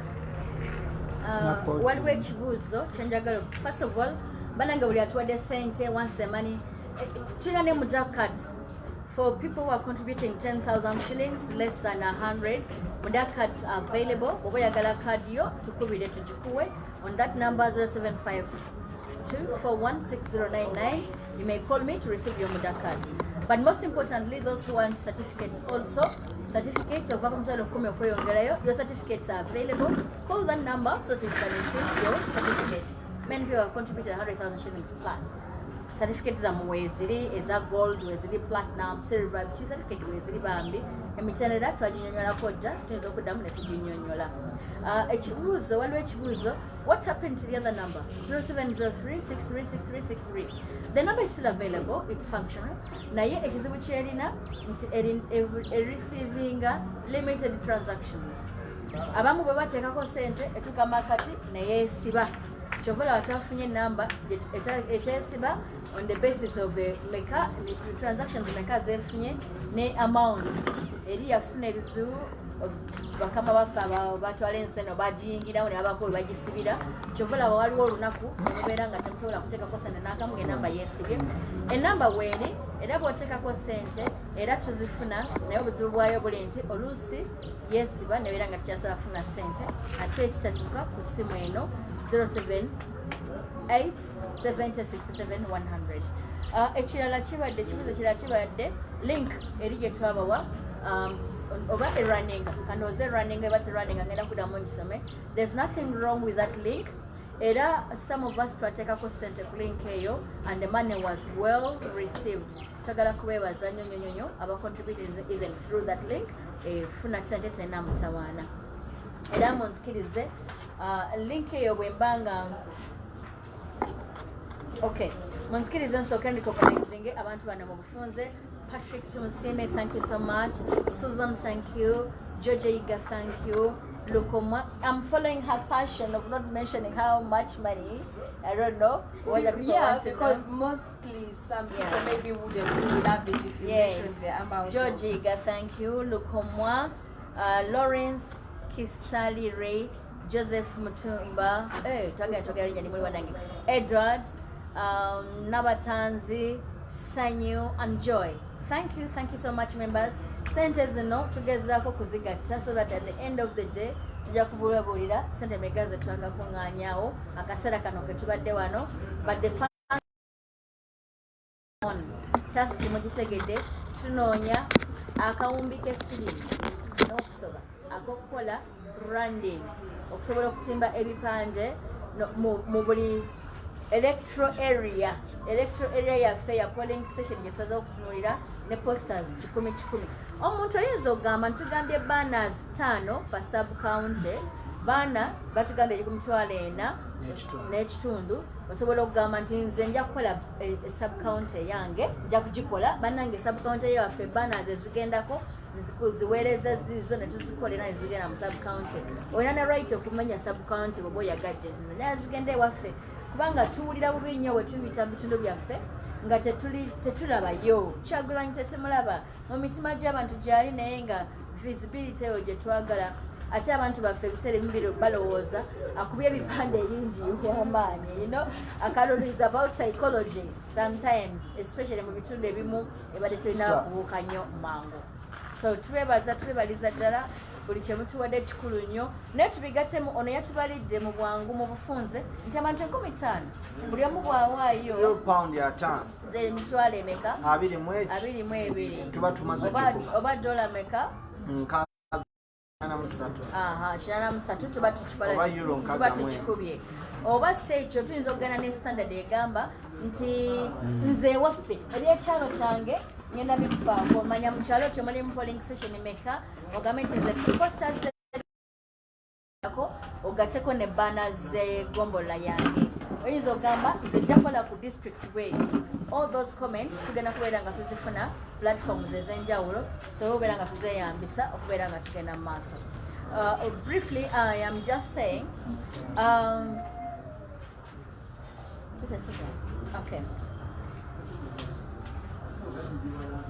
okay please feel free to commit to pay banners for your area. You can say I'll pay banners for my sub-county or my district. You can even tag your contribution to a particular area so that we know that this money is going to branding in a particular area. You may take care of your polling stations in your parish. Even if you want to know how many polling stations in your particular parish, we can scout out that information and then give it to you so that it facilitates your contribution. Because sometimes it feels good to know exactly where your contribution is going.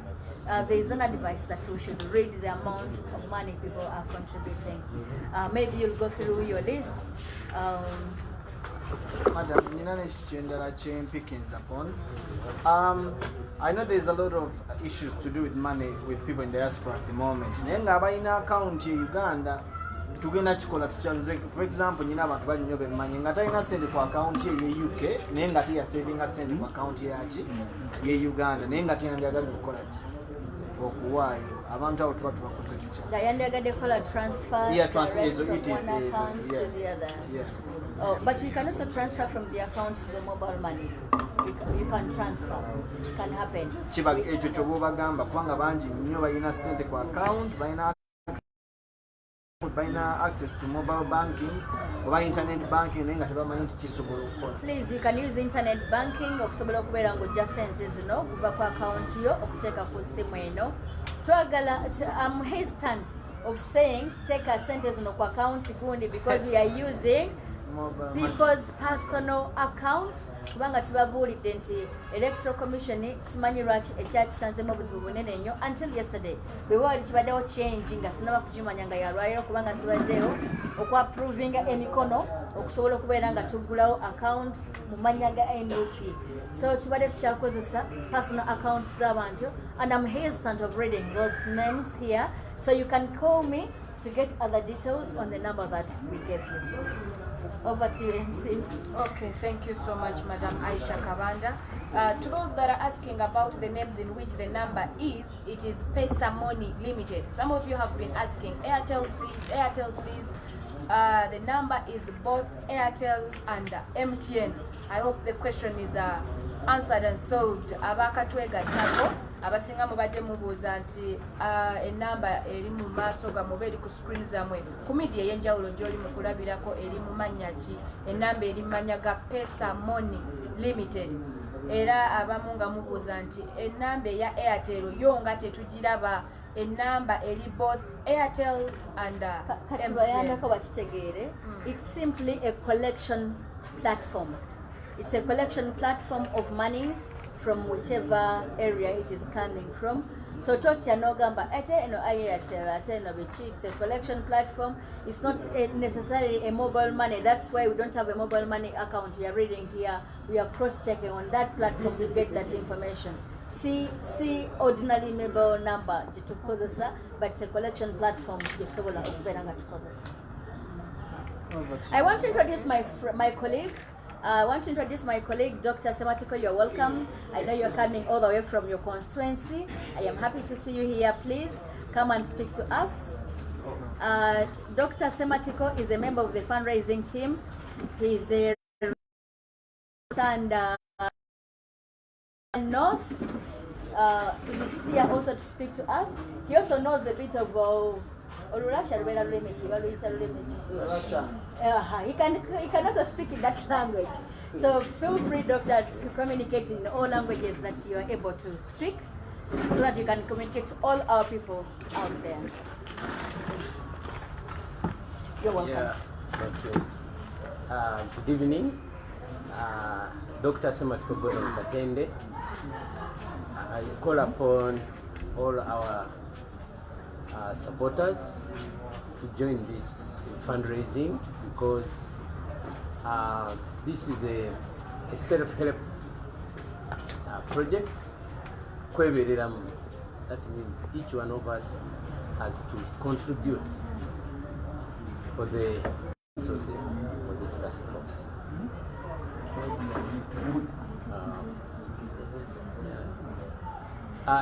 If you are a worker who gets daily payment, contribute a daily contribution as small as what you can, like say $5 to $10 per day, until when you reach your set target. You can say I'll contribute weekly. It's not that you must have a lump sum for this task. We still have 5 more months to go, so we need the funding up to that time. And it's basically, Doctor, it's 5. We have November, December, January, and elections are in February. So maybe you tademoza okuzoganya after election. Even there are some post-election activities. Okay. Yeah, until when we are declared the winners. Up to May. Yes. Yeah, sure. So we need the funding for those activities, for the fuel, for the posters, and that's why we need the funds. The beauty about this funding is that we are open. Whatever you contribute will be declared if you wish. For those who don't want to declare your name, you can still keep your confidentiality, and we have the funding. Yeah, important to mention to people, friends out there, nti wano tetulina kkolero lya bintu. Ebintu bye batubbako bannange bintu by'aba suppliers abatuwa ne tutunda. N'olwekyo tulina n'ebbanja ly'aba suppliers baffe, all the t-shirts that they took, the berets, the capes, the bandanas, the headbands, everything they took. Twali nga by'abantu balala babirese tubitunde, nga bwe tubitunda, we are able to do branding, but we are also able to get some bit of margin yatuyamanko okutambuza emirimu gyaffe.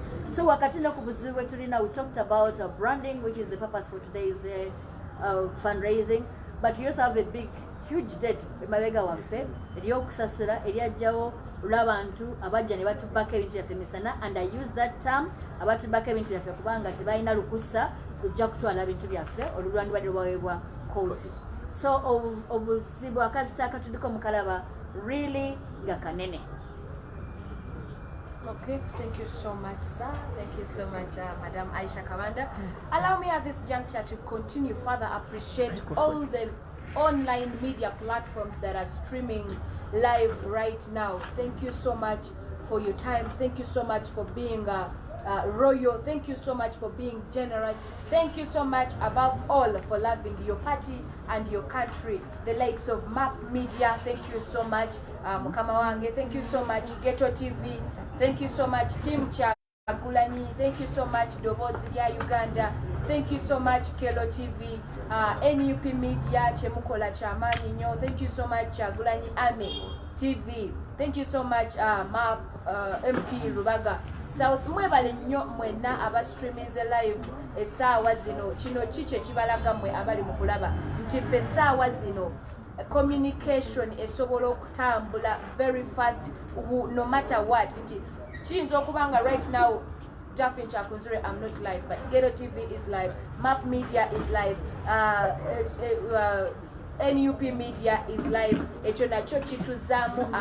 so they will break one, we will create 5 more out of the one broken piece.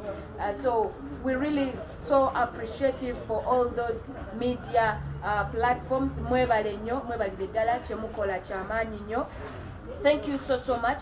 Also allow me to humbly appreciate to everyone that has had our cry out today afternoon, tonight. Thank you so much. Sigenda kumenya sekinomu kubanga honestly speaking mubadde banji mwebale nnyo mwebalire ddala wonna wosinzidde okubanga oteekayo kyotaddeyo kyonna okubanga ate tugata ku contribution yaffe eno webale nnyo webalire ddala abali wabweru w'eggwanga abali mu Uganda wonna wosinzidde nga simenyeemu nga saawuddeemu webale nnyo webalire ddala tukimanyeko nti weewaawo waliwo n'abamu nga si bannayuganda naye ng'ate baagala nnyo Uganda. We've had your contributions, so very many of you. A few days back I had a friend from Oman who said we love Uganda so much, we really want to see change in Uganda. Friends in the US, friends in Germany, friends in Netherlands, thank you so much. We humbly appreciate your concern and your love towards Uganda. Lukoma Ronald Ogambie,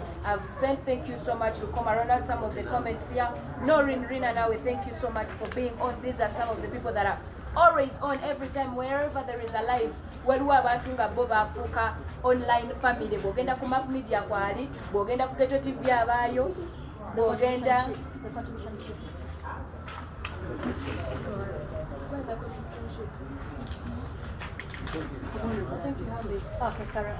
bwogenda ku any media obasangawo. So waliwo abo naffe bwe twamaakinga nti oyo bw'ataba wano ali waliwe wasanga nga gundi emu yetuninze era omusangayo. Thank you so much for that support of your country and your party. And also to the colleagues and comrades that are not able to send in today or tonight, it is so much okay. Toina banja lyonna kasitoba nga gwe mwenyini omanyi nti leero saawaddeyo, but maybe tomorrow or next week or after next week wonna wozifunira or wonna woowulira ng'oli comfortable, the number is always open. So anytime you feel convenient to chip in your contributions, it will be so much welcome and it will be so much highly appreciated. So it has not stopped today. Muyinza obutatulaba wano buli lunaku, muyinza obutatulaba wano every now and then. You may not get the numbers pinned all the time, naye kati naawe kikukakatako essaawa zino okugamba nti ene namba kangiwandiike nsobole okubanga anytime wenjagalira okubanga nteekayo obuyambi bwange nsobola obusindika. So you can write this number, it is 0787067100 era ng'erimanya ga PESA MONI Limited. With that number you're surely assured nti contributions zo zigenze mu mikono emituufu ddala. And n'okubajjukiza nti 3rd November is the day that Honorable Robert Kyagulanyi will be nominated. So ku lunaku olwo mwenna mulumakinge ku kalenda yammwe we kiba kisoboka programs olwo olunaku musobole okubanga mutandika ozikolako nga bukyali. So that 3rd November finds you fully prepared and ready for the nomination of the 10th incoming president, Honorable Robert Kyagulanyi. Mukama wange yayogeddeko ku kya radio ekyo, mwenna mukimanyi bulungi nti ne bw'oba tewayitako mu ssomero at least ku mateeka agatwala Uganda amatiniti ne mugamanyi, tewali musango gwozza okwambala red, tewali musango gwozza okuwagira ekibiina kyo. Uganda is a republic, not a kingdom. So you have all the due rights to support and be in any political party of your wish. You're actually exercising your rights as a Ugandan. You shouldn't be scared. You shouldn't be taken off guard out of your rights. Now omusirikale muganda nti bannaye FDC ina t-shirt, NRM ina t-shirt, and all the other political parties, as you've been seeing, they have the capes, they have the t-shirts, they have the bandanas, they have the head wraps. I mean, whatever we have, they have. I don't know why it is so much scary for us. So that shows you how much these guys are really in panic, and this should actually strengthen you further and more. It's not a crime to belong to NUP. You are actually exercising your rights as a Ugandan. It's nowhere against the laws or the constitution of Uganda. T-shirt yeyo eya red si musango, toina musango gwoziza. T-shirt yeyo jambale oba wetaago jambala. There are also other capes. We have a cape like this one. This is also so much okay. You have a right to put it on. You have a right to put on these badges. So whatever promotes even overall, you, yeah. Overall si kyambalo ky'amagye. Ate nga tekuliko buno obuntu bwabwe bagamba nti bw'amagye. So literally they are trying to create intimidation and n'okugezaako okuteekawo tension mwe mutye. Naye bw'obanga constitution yaffe togimanyi bulungi oba amateeka agatwala Uganda, you can also try to revise it w'omanyira nti munnaye mu byonna bye bagamba siina musango gwenzizizza. So it is your right to defend your rights and your country. What's this? Okay, a minute. Help by sending through web. What's the second name? It is PESA MONI Limited. Just help them because I send through send web. Sometimes it becomes difficult. So it's PESA MONI is the first name. Limited is the second. Limited is the second name. Yeah, and just to clarify a little bit, you know, some of these people need to know the amount of their contribution. First, Madam Aisha, last 2016, NRM brought 96 unopposed members of parliament. Today they have 3. Hagogemani Gava. Baleta chenda mukaga mu 2016 lero balina basatu bokka. Kitegeeza amaanyi abantu abo ge batutaddemu ge gatusindisa okutuuka ku eyo ki leva ate nga tulina emyezi egyo ebiri byokka ng'ekibiina. So we really appreciate you guys. Thank you so very much. Just to repeat again with those people that are using SendWave, PESA MONI, it's PESA, then MONI, that is the first name, and then Limited is the second name. MONI, M-O-N-I, MONI. Okay, yeah, sure. So it's one name. PESA MONI. PESA MONI, yes. Yes. PESA MONI is one name, then Limited. Mwami Kavuma, we want to apologize to you. Tusomye sente ne tasoma sente zo waliwo sente ze twasomye ne tugamba zize by world remittance zibadde tezireese linnya. Sometimes ofuna sente nga tezireese linnya ne zireeta organization esendinga and then the name comes later. So twafunye sente 426,900 sent through world remittance. Those are the 100 euros that we received from Ronnie. Thank you. We really apologize that the name was not read, but it is because that is Kulinya, Ngazizenga organization yezze. Era here we read that money has come from world remittance. We are still tracking where it was coming from, but knowing that you sent 100 euros to Rabedaga Staringa Mezo. Other names here. Olivia, thank you to. Are we reading the amount? Do you say? Yes. You agreed with your return. Olivia, 214,000 shillings. Johnson, 218,000 shillings. Melon, 11,000. Brenda, 10,000. Noah, 150,000 shillings. Dry Fast, 118,000 shillings. Abala betwasomye kedda. Rema, we mentioned 520,000. 50,000 shillings. Of course, Ronnie I've mentioned 426,900. Mosoke 30,000 shillings. Kawesi 10,000 shillings. Doreen 53,000 shillings. Liz Nam $20 US. My writing was $, but that's how I've received it. Isaac 109,000 shillings. Joseph Chagambidwa 10,000. Elizabeth 73,000 shillings. Lukomar 5,000, Vincent 10,000, Swale 21,000 shillings. Amalamanya tugalekayo for your security. Now if you don't worry, zinasobologasama. Brenda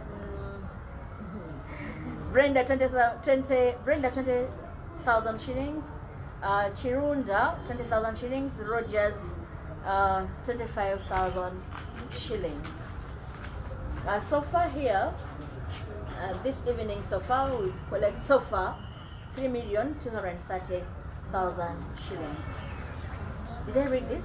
Patrick Tumusime 25,000 shillings. Now. Susan 50,000 shillings. George 15,000 shillings. Lukoma 5,000 shillings. 160,000 shillings. Joseph 5,000. That's the total amount. Edward 110,000. Yetuna Mtwalo tucha tracking erinnya teririko. Nabatanzi 10,000 shillings. Sanyo 11,000 shillings. And Joy 30,000 shillings. Friends, thank you so much. You can see we contribute little, but the little that we bring together, what is the GHETTO? Zikola.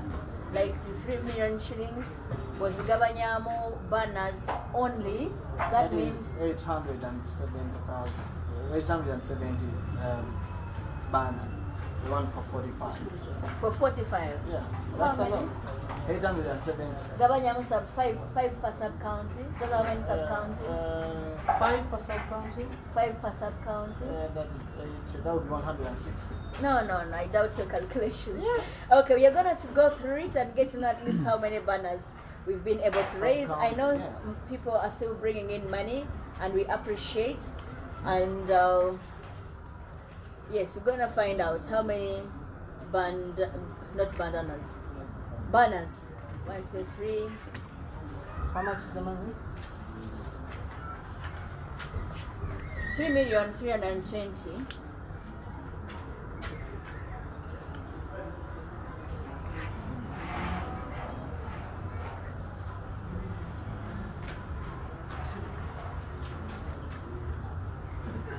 Oh, sorry.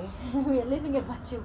You may go on. You may go on. Fine. Thank you so much, Madam Aisha. Let me go through some of your comments, please. Don't feel lonely. Don't feel like you're invisible. No, we're having you in charge. This is Carol Marunja. Ogambia, what's the name on the mobile money? It is MONI PESA. No, PESA MONI. Oh, sorry, PESA MONI. PESA MONI Limited. Reason put the NUP. Reason NUP. The name is PESA MONI. Daula, thank you for your 5,000 shillings. Shamila, thank you for your 12,000 shillings. Vincent, 11,000 shillings. When you put the 11, Joseph, 11,000 shillings. Helen Tukushabe, 10,000 shillings. And Betty, thank you, 549,000 shillings. Thank you so much. People, thank you so much. This is not a small achievement. At least we are able to print posters that will go out during the week, and we are able to print a few banners. We are told that the banner is 45 banners. Let's go through. Can someone calculate for us quickly? With this 500,000 that has come in, at least we have 4 million shillings. 4 million shillings. 45,000 shillings, and then you divide by 5, so that you get to know how many sub-counties that have been covered so far. Divide by 5. Yes.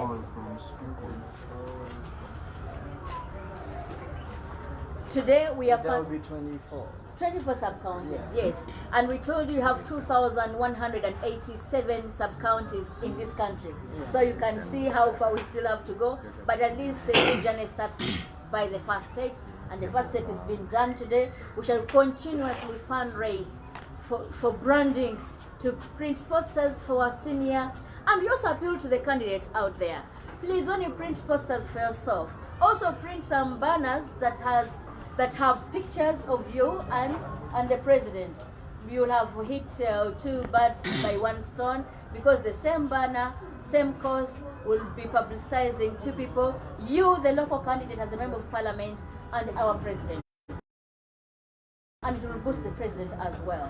It's a good thing to note that when you print, at least for posters, you cannot clog your poster with so many pictures, but at least for a banner that's wide enough, can take 2 photographs, your photograph and the photograph of the president. And it's good to campaign as teams. It's also good to have a banner that has you, the the 2 members of parliament, the area woman member of parliament and the direct, the woman member of parliament and the direct member of parliament. That will show that we work as a team. We don't want to promote individualism. That's what we are here to fight. NRM has promoted individualism for a long time. That's why the party is about President Museveni as a person alone. For us, we are here to promote NUP as a party. That's why we promote NUP more than the candidate himself. And we promote the umbrella. Umbrella is our symbol. And we told people, when you print there, make sure the umbrella is visible. We're not like NRM that is so shameful of their symbol. I'm finding candidates that make the cabas so tiny. If you are ashamed of associating yourself with the past, then why do you continue being a member, a part of it? Please make the umbrella visible enough, because on the ballot paper, your picture will be there and the symbol will be there. And that symbol will go throughout down there to other candidates, even members of the chairpersons, district level, and councillors. Banner fe tubebaza mulimu gwetwakakola. So first of all, raising your banners for 23 sub-counties. That's what you told me. 24 sub-counties. Naye mulaba twabagambe tulina 2,187, 87 or 83 sub-counties. Omulimu gukyali munene. Tujja kusanyuka nnyo ng'omuntu akoze commitment. I want to meet the bill for my sub-county. Kubanga ffenna buli omu alina gy'ava. You all have a goal. And you'll be happy to hear nti president waffe yawangudde mu mukyalo kyewuwo oba mu gombolayo. And these are some of the things that really translate into votes. People don't want to associate n'abanafu. Muve ku ffe bananyi struggle, balwanirira struggle. Naye abantu b'eyo mu kyalo batya ati obuntuntu obutonanya ebingi kaka ono ye w'amaanyi. So n'olwekyo brand me kuba abantu business. Tunokakasa nti ebifaananyi bya president waffe gyebiri mu bungi bantu babiyuze nga lwe tubiteekayo tetujja kukoowa. Thanks to the food soldiers that are out every day of making sure nti ebifaananyi byaffe babiteekayo babiyuza tuteekayo. So tulindiridde okugamba nze ebyewaffe nja kubikolako. Gamba nze gombola yewange gindi sente zempeereza njagala zikole gombolola tano the center maker Mtwala nakitundu bana 2,9,9,18 Mtwala 22 gikola banners 5 eza sub county jova. Then posters zo twagala poster 10 buli electoral area erimu polling station. These days bakinafuiza ne bagamba ebyalo ebisinga biriko polling station. N'olwekyo fa ku kyalo 10 zimala ekyalo kyo n'okumala tezimala. But that's what we have used for budgeting purposes. Tubeebaza kye mwakakola ne tubalaga munene nnyo. Wants to say something. Kutereza mukana akabanazi nti bana abantu abamu baziteeka wansi ezanguyibwa omuntu okuzijjayo amangu kati nga kino erajja nakijjayo nakitwala. So yenna abazifunye ekinyuma n'afuna eddala n'aziwanika wagguluko. Omuntu tuyinza omutwalira obudde oluusi n'okukoowa n'okulaba nti ayinza oswala kuba tosobola kujjayo kyogera ne batakusanga.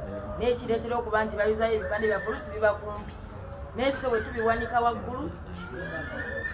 Olulimi ntegeera lwa ssente. Sauda kyayogera nakyo translating into money. I'm serious. What she's talking about translates into money. Bw'oba oyagala bbaana erinnya waggulu weetaaga omuntu alinnya waggulu n'akikola ki n'agiwanikayo. N'olwekyo bannange nebye tuba tabalirira bye bisingako obuki obungi.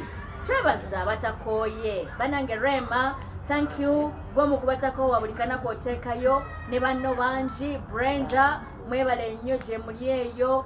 Aisha, thank you muli eyo bweru agamanya genjogedde gabana bali bweru tebakoowa buli struggle. Patricia yabadde yagala kubeera ku team simanyi watu amutaddeko this time. Patricia, thank you so much. Muli eyo bweru ne mukola omulimu gw'amaanyi. Twagala kubasaba tetukoowa banange tetukoowa. N'abasajja abawa ba Museveni emmere tebakoowanga. Bakitaffe baawaayo buli kimu. Baawaayo ente ne bawaayo emmere ne bayo buli kimu kye balina ne bawaayo abaana ne baleeta change eyali yeetagisa mu kiseera ekyo. Lwakuba bano abasajja babasala ensawo change gye baleeta ate nebeefuulira. Kyakwenyamira nti ffe abaana baabwe tuli wano to fight against the guys that our parents really supported. tulowooza kitolwala kino tukyenyigiramu ne tugamba tetugenda kupromotinga muntu nga muntu tupromotinga struggle yonna awamu tukakasa nti tejja kukkiriza muntu yenna kutusala nsawo tulwanirira struggle eyannamaddala etali struggle eyo eyazze neyefuulira abantu twagala okubeera nga tulwanirira omuntu owa wansi asembayo eno struggle y'abantu ba wansi kyova olaba muleeta 15,000 shillings 5,000 ne tugamba thank you so much for the 5,000 shillings you have contributed kubanga tumanyiza osobola ate nawe tugamba awadde emitwalo 5 nti nawe thank you bayo nabagambye awe emitwalo 10 onwards afuna certificate naye naawe awaayo omutwalo nakati emabegako twalete tulina card nawe twajja tubatambulamu mwatu amagezi tufune card kubanga membership card omuntu agigula mulundi gumu nate muda owaayo nowaayo someone will be happy to have 10 cards ze nga ziri wano ng'adaga timanya mulanze nyina card zange kinywa ate nazo bwezikunganya 10 cards nga za mudamuda era tukuwamu certificate ne recognize nga tena community yakola at that level mwebale tetugenda kumwebaza mwebalire ddala tukyabaleetera amannya ndaba nga secretariat yange ewandika amannya gegenda okutuwa ag'abantu betwagala okubeera nga turecognize. Thank you so much, Madam Aisha Kabanda. There is someone who is asking about the contribution. Thank you so much, Paul from Stockholm. Agambia since emitwalo mwenda. Some names are still chipping in, but thank you so much, Paul from Stockholm. Thank you so much, Zuba Dime. Thank you so much. Now ogambye osindise emitwalo 210. Thank you so much. Nga tuwumbawumba njagala okwebaza abantu abatandise naffe okuva twatandikidde essaawa 9 paka kati zigenda mu ssaawa emu. Mwebale nnyo, mwebale okwerekereza data wammwe, mwebale okwerekereza obudde bwammwe, mwebale okusharinga, mwebale okubeerako, mwebale okuwagira, ate mwebalire ddala. Thank you so much. We humbly appreciate. Allow me in the same manner appreciate our media platforms ezitandise naffe era okuva ssaawa 9 paka essaawa yakakati nga tunaatera okumaliriza weewaawo teri akutuseeko nsuubira bonna weebali nnyo ku alinzi mwebale nnyo mwebalire ddala Map Media, Ghetto TV, Team Kyagulanyi, Kyagulanyi Ame TV, NUP Media, mwebale nnyo mwebalire ddala MP Rubaga South naye agambye abaddeko Kelo TV, Dobozi lya Uganda. Thank you so much. Mwebale nnyo okukola obutaweera, mwebale nnyo kwagala kibiina kyammwe n'ekirala mwebale kwagala nnyo ate okuweereza bannammwe abatasobola kubanga wali wano. N'ekirala nga mmaliriza this number bw'oba osobola funa aka notebook ko ogiwandiike osobole okubanga anytime of your convenience kuba abamu muyinza nti leero sisobodde sindika kasita kiyise. No, this number is receiving any amount of money anytime, any minute, at your own will. Woyagalira wonna okubanga oteekayo contributions zo enamba eyo ebeera available and open anytime. So togamba nti kikomye leero wandika buwandise enamba kubanga muyinza obutatulaba wano buli lunaku namwe activities muziraba. Every day we have different activities. Tetusobola kugamba nti buli lunaku tukole fundraise, tetusobola nti buli lunaku tujje tubasomere enamba naye nga gwe mu mutima oba okimanyi nti contribution yo tugyetaaga. Ng'ate sinnamaliza njagala kukulisaayo baganda baffe abakedde okugenda e Bulange. Muli baganda baffe tuyinza oba siri muganda naye ate bano baganda baffe mukulikeeyo. Mwebale nnyo okubanga muyimiridde ku mazima n'okulaga all the injustices that are happening everywhere, because the moment we keep silent we've already sacrificed at the expense of our country, at the expense of our generation, at the expense of our lineage. Mwebale nnyo abagenze e Bulange. Thank you so much for standing together in unity. Mwebale nnyo bakulisaayo. Thank you so much. And then njagala ate okubajjukiza nti 3rd November is the nomination day for Honorable Robert Kyagulanyi. Olunaku olwo lumakinge ku kalenda yo. All the different media platforms definitely will be telling you every day now and then until that day.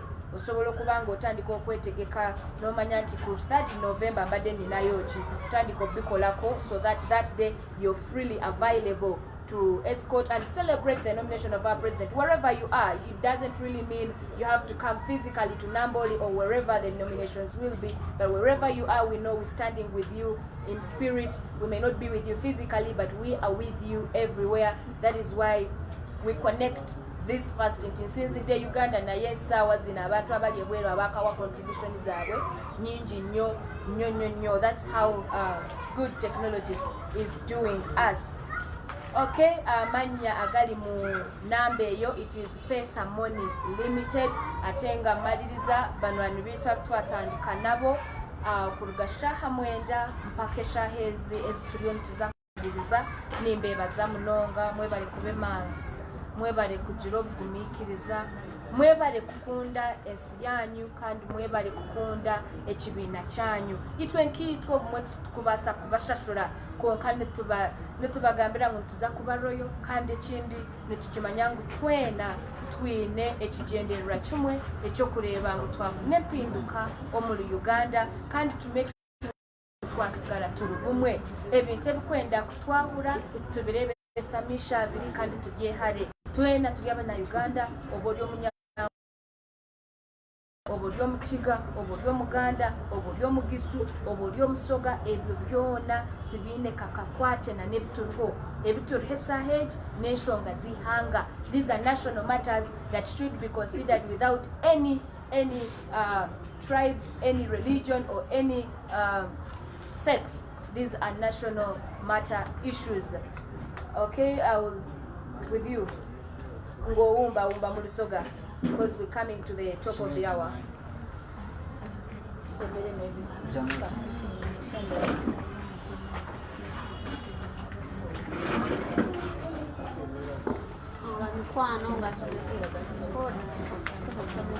Bamikwano nga tubebaza okuba twatandikira okusaba mwenda kutuusa essaawa gija mu ndala y'olweigulo. Tweyanziza otambula n'ife obwire bwe mutuwaire data waimwe abatuwaire ekitono kye balina tweyanziza era tusaba Mukama Katonda abeerize omutwaire tutambire walala kulama bwe tuli ku ssente edo tikoba nti lijja yamba ife oba tilijja yamba nti oba nomination donka bintu bingi abaana be basibye okwizaawo ebintu bye batwaire bingi nga bwe mukiwulira era si obwetaavu tukaabwe tweyanziza ino olw'obwire bwaimwe olw'ebiseera byaimwe sentedde mutuwaire Omukama abeerizeewo bonawo nawe mutwaire. Thank you so much. That's our sister from Busoga region. Honorable Samuel Liga Erango Maliriza, with your last remarks, please. Okay. Bana yaba camera zonza agala kati zimbere ko kubanze ndi aspiring candidate basaba busaba. I want to naye kankyogere kino as the Deputy Secretary General. Yeah. Mwami Igono kyemuwaanako kiri kimu yatuyamba n'ataluvubana n'agamba bamulina problem kambayambe kwanje solvinge babantu abagamba nga mwesibye mu kibuga ne constituencies gye muva gye ziri nkalu iganasalawo n'agamba wange kanve Lubaga kagenda awalala ate n'agenda mu constituency gyajja omulungi n'agamba kayesimbe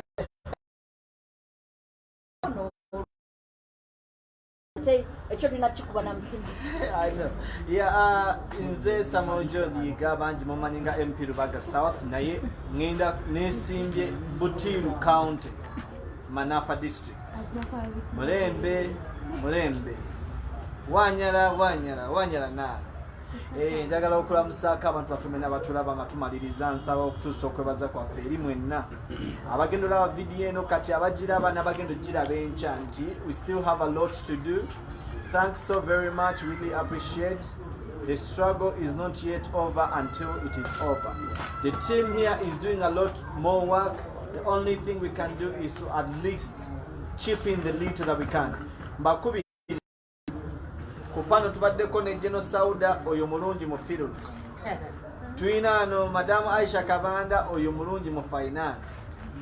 Ndabyo neno Madam ono msimu wangu nnyo bajja lulimi luli anayatabuka, but these people can only do their work if we can help them. So we are looking for 5,000 people who can still give us 50 pounds, 61 euros or $83. Amani Mugaina, you have the power. It's just a dream. So mbakubiriza mwena jemuli mongere yenjawulo nti mongero tu supportinga enambe eyo erimu PESA MONI Limited.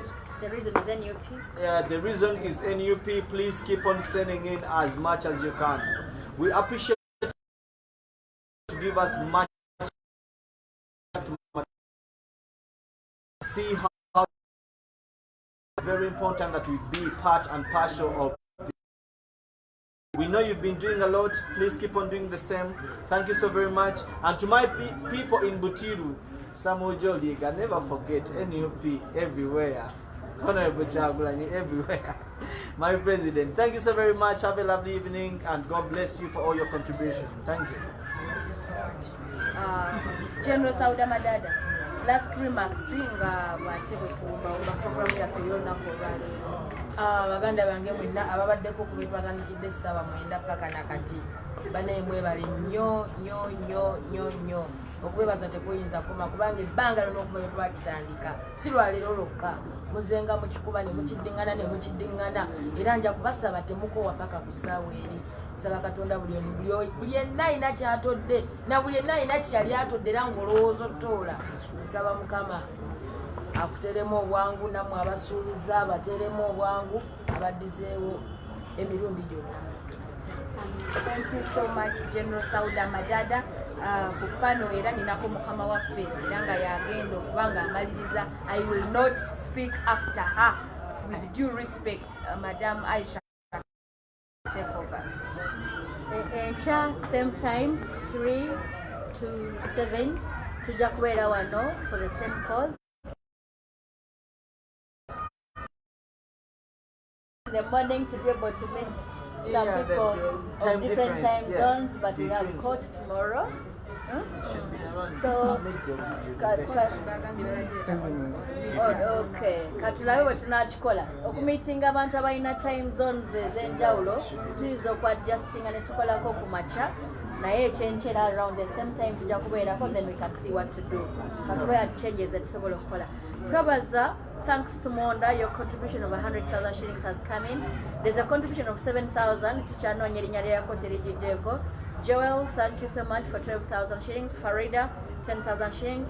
Another contribution from World Remit. We are going to find out the name, 82,461. Mr. Wandela, thank you so much for 21,000 shillings. Nasali, thank you so much for 20,000 shillings. Stephen, thank you so much. Peter, thank you so much for 2,000 shillings. And Simon, thank you so much for 150,000 shillings. This money, when we carry it, before we come to that, friends, thank you. Thank you so much. It's so difficult to say thank you. But you know, when you start something unknown, you don't know where it's going. Sometimes you don't know whether you call upon people and then they will respond. We thank you. Thanks to the encouragement by the diaspora team that started online fundraising, where we borrowed a lift from. Friends out there, thank you so much. Ugandans, thank you. Tomorrow we are going to spice it up with a bit of music in the background, revolutionary songs. That's why you are here. And with the revolutionary songs. And we have areas out there betumanyi tebali ku social media tugenda kuyiiya engeri ebategeeza enkya nti tulina fundraising egenda maaso. So I know from now people are going to continuously fundraise. Tomorrow when we come in tujja kutandika n'okurecognizing abantu abagenda okutuwa ssente n'okubabulira ssente meka ze twakasonda so far by the time we shall come on air. We thank you. For this evening we have been able to raise 4.4 million shillings, 4.415,415,000 shillings. Thank you so much. That's a good start. We know as people get used that we come every evening or every morning to fundraise. If we do this thing like every day, I am sure we shall be able to raise posters. There's printing banners. I don't know for posters and banners. We have a lot of things to fundraise for. With the food soldiers, these people who go down for Kakuyega, I told you earlier on, we need a team that goes house to house. House to house needs a fundraise, needs also funds like water and abichim. Then at the end of it all, Twina vote protection, Okuma Kalulu agents. If you don't remunerate your agents, Babagula, so my agents we shall fundraise so that they have food, so that they don't have to walk away to look for food. So as we come to you, we shall have different things we fundraise for. But for now, for the next 2 weeks, you're going to be fundraising for branding, making sure we have red everywhere. Babiyole nga bwetubiyambala. And I want to encourage you to put on your overalls. Abantu bananza okutya ovulo mbukubanga babakwata. Ovulo si kyambalo kyamagye. nyinza n'okujambala mpale nyambala mbiteteina suuti, but I can put on an envelope in protest. Abasajja abo bakitegeere tugenda kuzambala, it's not your entitlement. Oba mwagala mukyuse uniform zammwe bitandika okuzambala. And we have seen NRM bambala bibaagala temubafaako. Tugenda bikola. Friends, temutya. Mwambale ovolo zammwe, mwesiba butabala mu bumyufu. Nze I went to nominate on a border. N'omulenzi nga yambadde ovulo kubakakasa nti ovulo nja kugibikozesa era poliisi netutopinga lwa ovulo netugana okuyimirira tebalina gwe bakwata. Bwe mutya bajja kutunyiga, bwe mumalaga nti kyetuliko tukitegeera tukya bajja kumala babiveeko, bajja bakwata nga bwe tubajjayo. Abasuubuzi tubeebasa, temutulekeredde, musigadde mukyatunda engoye zaffe wadde babanyigiriza, musigadde mukyayingiza berets, musigadde mukyayingiza olaba bakwata na buno not bangles, the badges zetukozesa ez'ekikonde. You guys nga muli bakawadi nnyo, muli batiitiizi nnyo. Actually ago gafuke manyi gaffe okumanya nti abasajja no batiitiizi gafuke manyi gaffe okubalumba nga tetupawa, tujja kubalumba mpaka lwe banakoowa. I am sure bajja koowa kubanga kyetulagako tukyagala. Nina okukkiriza mutima gwange nti n'obumalirivu bw'Abannayuganda bwendaba ebweru kino ekyo tugenda kukiggusa. Bwe tuba awamu tubeera b'amaanyi nnyo. Wofuna obuzibu nga bakuzoganya, call on us. Ffe tuyiikanga bukolwa, tujja kweyamanga bukolwa kubanga obukolwa bwe bujja nga bulowoozeka nti kamu kanafu bwe bwegatta bufuuka bw'amaanyi. Obumu ge maanyi, amaanyi gali mu bantu. People power, our power, people power, amaanyi gali mu bantu, abantu ge maanyi. How do they say it in Runyankole? Amaanyi gali mu bantu, abantu. I'm good at communicating in language. So thank you so much. Tujja kuyimirira tuyimbe olutalo n'abali backup team yaffe mutwegatteko nga tuyimba olutalo. Katonda tumwebaza nti atusobozesa okutuuka wano. People power. Thank you so much.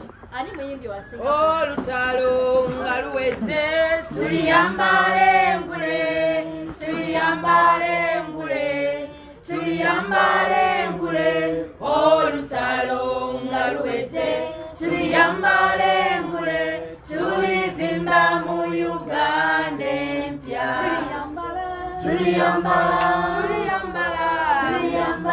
engule zimasamasa. Olutalo nga luweze tuliyambale engule, tulivimba mu Uganda empya. When the struggle is over, shall wear the victor's crown, shall wear the victor's crown, we shall wear the victor's crown. When the struggle is over, shall wear the victor's crown in the new Uganda. People power, Our power, our power, people power, NUP, everywhere, everywhere, NUP.